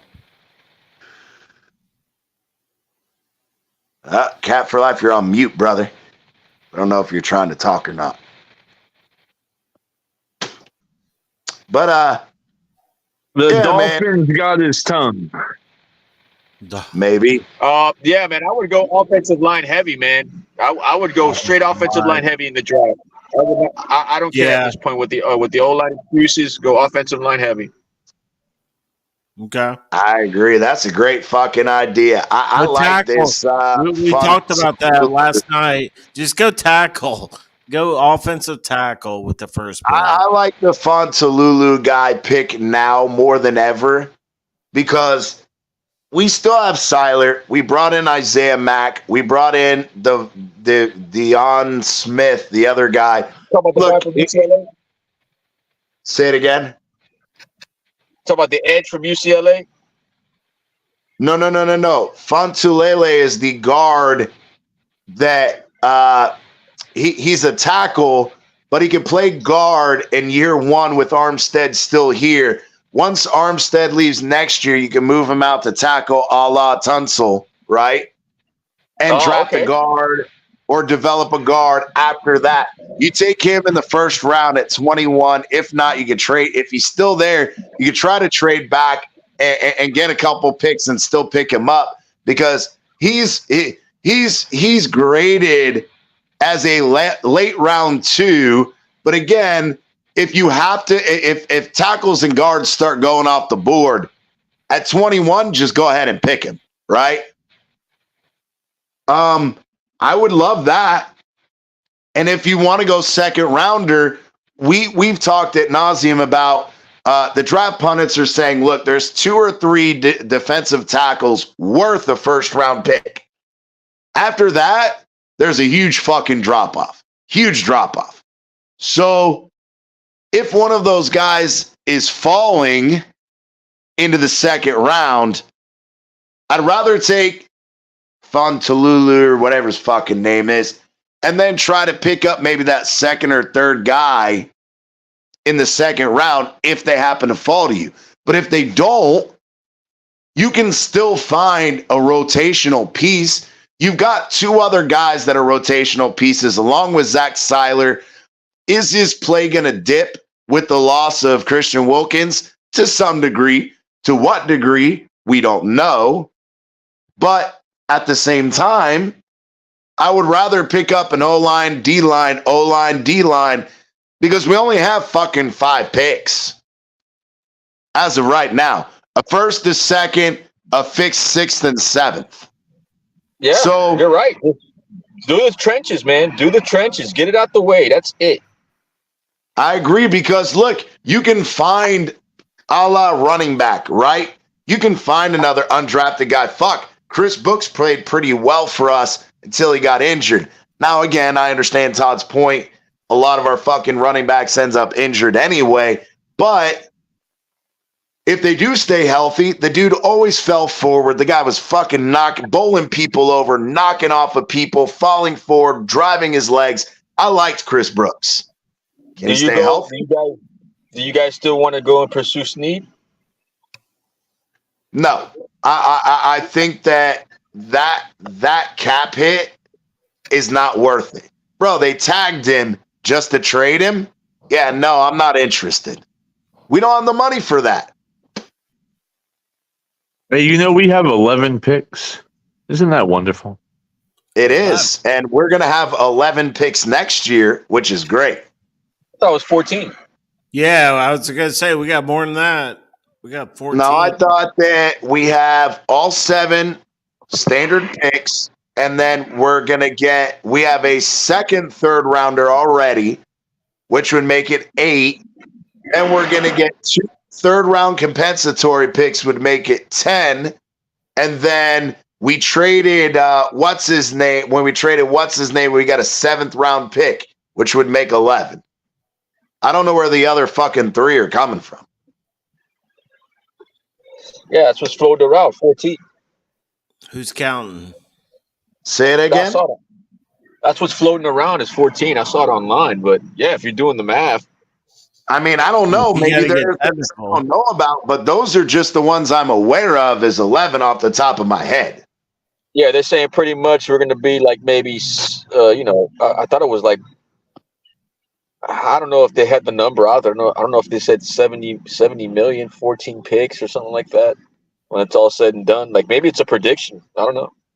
Yeah, I heard 1 first rounder, 1 second rounder, 4 third rounders, 1 5th rounder, 1 6th rounder, and 2 7th rounders is what I heard. But I don't know. I can't keep up. That's what I heard. Yeah.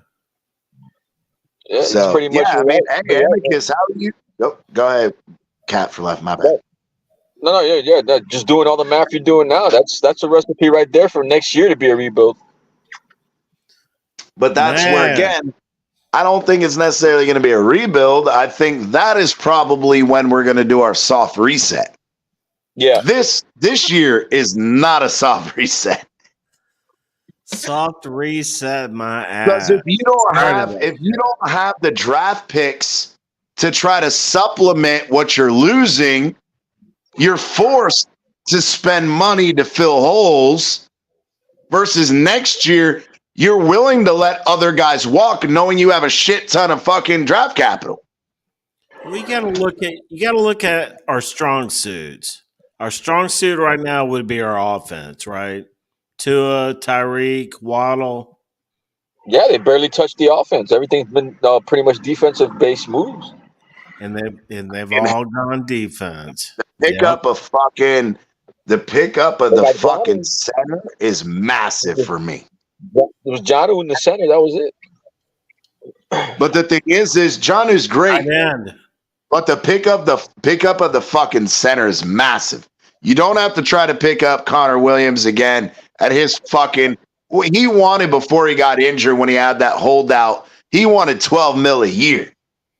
We just signed this guy for fucking $8 million. So not only right off the top he signed. Say it again, Cap. I'm hearing mixed reviews about him. I'm hearing he's good and he's like ranked number 11 at his position, and then I'm hearing that he gives up like big plays to the point where their offensive line was ranked almost dead last because of the pass he lacks. It's got killed almost twice because of him. So I've heard so many juxtaposed opinions, but take it for what you want. He's a highly ranked run fucking blocking center. He's in the 11. But he's I believe it was 18 or 19 in pass blocking. But again, his mobility to get out when he's pulling on the edge fits perfectly in our outside zone scheme, where both Connor Williams and Liam Eichenberg struggle on pulling. This guy can fucking pull. So that's great. Now, that's good. If you can again get a guy like Fontalulu, who's a tackle, but he's big enough and strong enough to play guard, when he rotates as the center pulls, if he can hold his ground, it doesn't matter. The guy is a fucking tackle playing guard, so he's great at fucking pass blocking. Fontalulu is also a pretty damn high-ranked fucking run blocker as well. So if you got the fucking center pulling and you got that guard sliding in to pass protect on play action or whatever it may be, I don't see an issue, in my opinion. So where are we at with the where are we at Versatility. with the frenzy? Is it going to be crazy tomorrow too? Or are we done with those? Well, who are the free agents that are still out there? There's still quite a few. There are, but I don't think there's going to be a frenzy for Miami. Or We Buffalo. were again. We got 28.6 million after our restructures. Teron Armstead took a $5 million pay cut. That puts us at 33.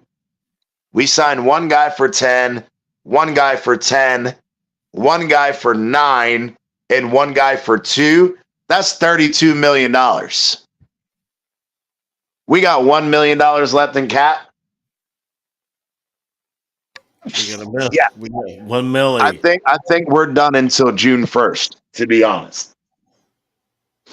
Because once June 1st hits, we get the $8 million from Agba, and we get the $18 million from Xavier Howard. That puts us 26 under the cap. Again, the trade-off is, yeah, you get that money, but the top-tier free agents are already fucking gone. Maybe that's why some are holding out, like Xavier and Baker. They haven't been signed yet, have they? And nobody wants fucking Baker's ass. Bro, he was making fucking 15 or 16 million with us. Nobody's paying fucking Baker 15, 16 million a year. When we just signed fucking 2 fucking linebackers for the price of him. It's not happening, bro. I agree. No, I agree. Baker ain't getting that kind of money. I don't know what we were thinking giving him that.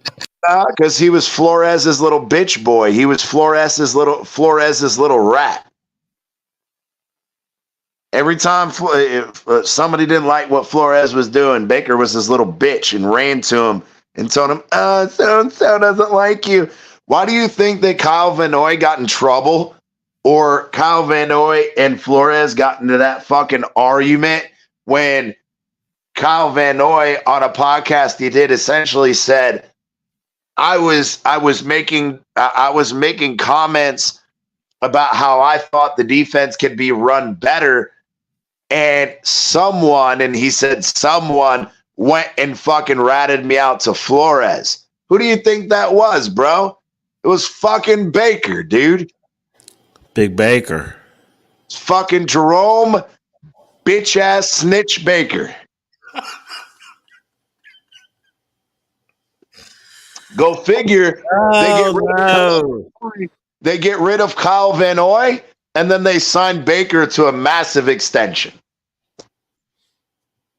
Man, I think that this fan base is going to be ready for a clean sweep through that front office, man. Greer, Stephen Ross, clean fucking house. I mean, I think that's on deck. Well, y'all can keep dreaming on the Stephen Ross shit. Y'all can keep fucking dreaming all the fuck. No, I mean want. not Stephen Ross. I'm talking about Stephen Ross needs to lead the charge and just clean house from Chris Greer down. I mean, I don't know. Maybe not. Whatever department scouts fucking offensive linemen and cornerbacks obviously need to be clean fucking house. I mean, we'll see what happens, man. Because like we were just talking about, this is not a reset, man. We're all in. We're not bullshitting.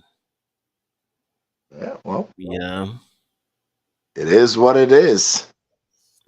And I think a lot of it may have to do with Tyreek. He's got 2 more years, man, on his contract. Yeah, well, we're going to restructure his ass to try to create more cap space to sign somebody else, which people have said is a possibility. Even if you do that and you get, say, 12 or 13 million out of that restructure of Tyreek, number one, you're putting yourself in a worse financial situation in 2 years. But number two, who are you going to sign at 12 million a year that's really going to make a huge fucking difference on this team? Right. That becomes a logistical argument. Is it worth putting yourself farther in the fucking shithole to pick up one more guy? Or is Greer just saying, all right, we've made our gap filling fucking signings. Let's ride it out till June 1st. See what we can get. Bargain basement fucking shopping, which this bitch always fucking does every year. We know, hey, and I will give him this. I will give him credit on this. We always find one undrafted free agent that always makes our 53-man roster. As long as this motherfucker's been GM, bro. Braylon Sanders.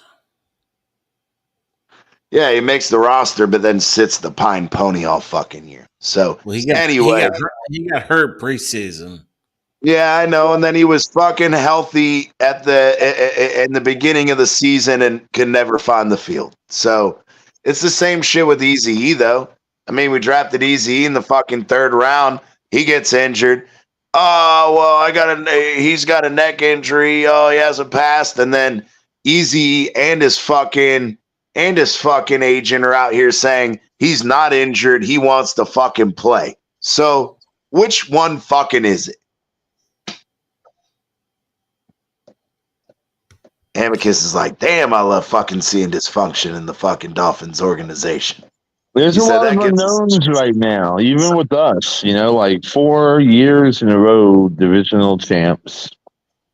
And all I know is if we got that motherfucking beast at quarterback, the window's always open. I mean, I don't like everything I've seen in the past few days, but I understand it has to happen.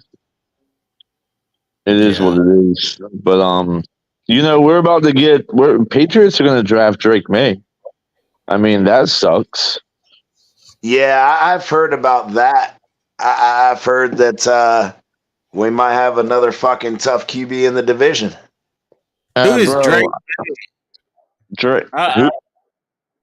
Who are they drafting? Drake May's that beast of a quarterback from North Carolina. But I mean, he's going to end up being the best quarterback in the draft, and that's what scares me. And the Patriots are going to get him. Fucking sucks. Well, no, I'm saying Jaden Daniels is going to be the best quarterback out of LSU.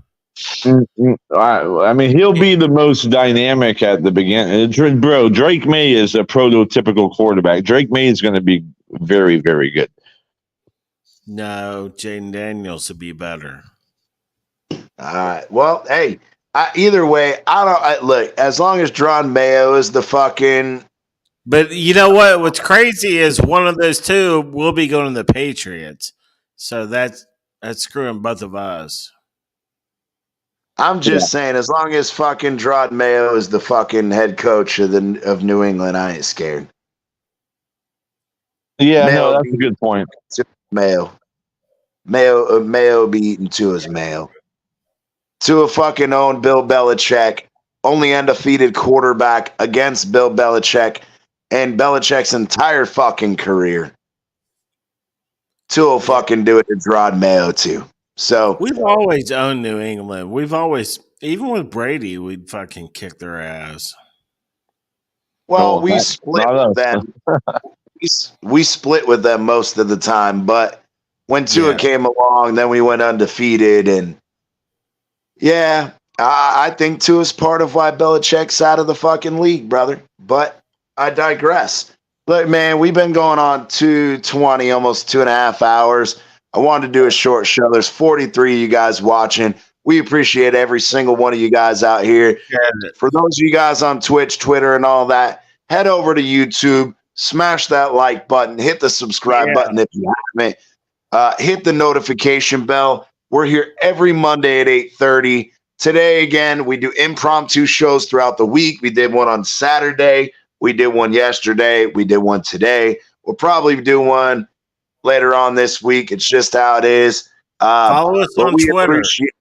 As always, hit us up on Twitter. Hit us up, on all your fucking social media platforms. Give us your ideas, your thoughts. We're going to be doing a beautiful segment of we're going to be talking about as soon as free agency ends, we're going to be doing a new segment called Talking Shit, Measuring Dicks. It's all about draft prospects as we get closer to the draft. We're going to be reviewing film, reviewing highlights, all of that about certain players. Send us your man crushes or woman crushes.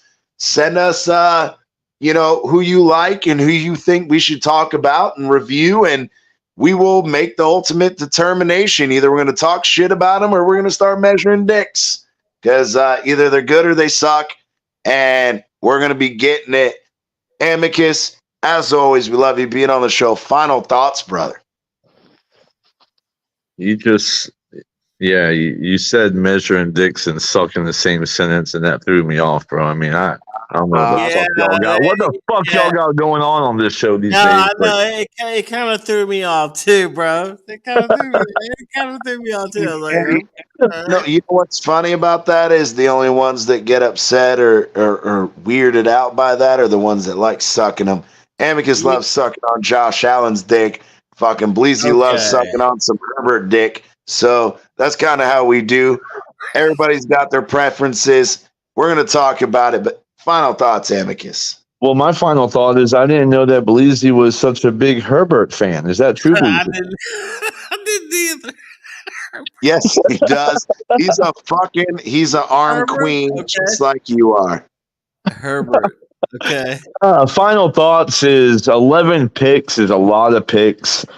Taylor Rapp fills the Poyer deal. Got the offensive line is fine without Morris because we got a lot of guys. That's the good thing about Buffalo Bills offensive line is we always bring on guys that are versatile. So there's never going to be a problem with one guy getting injured or one guy being cut. We plug and play.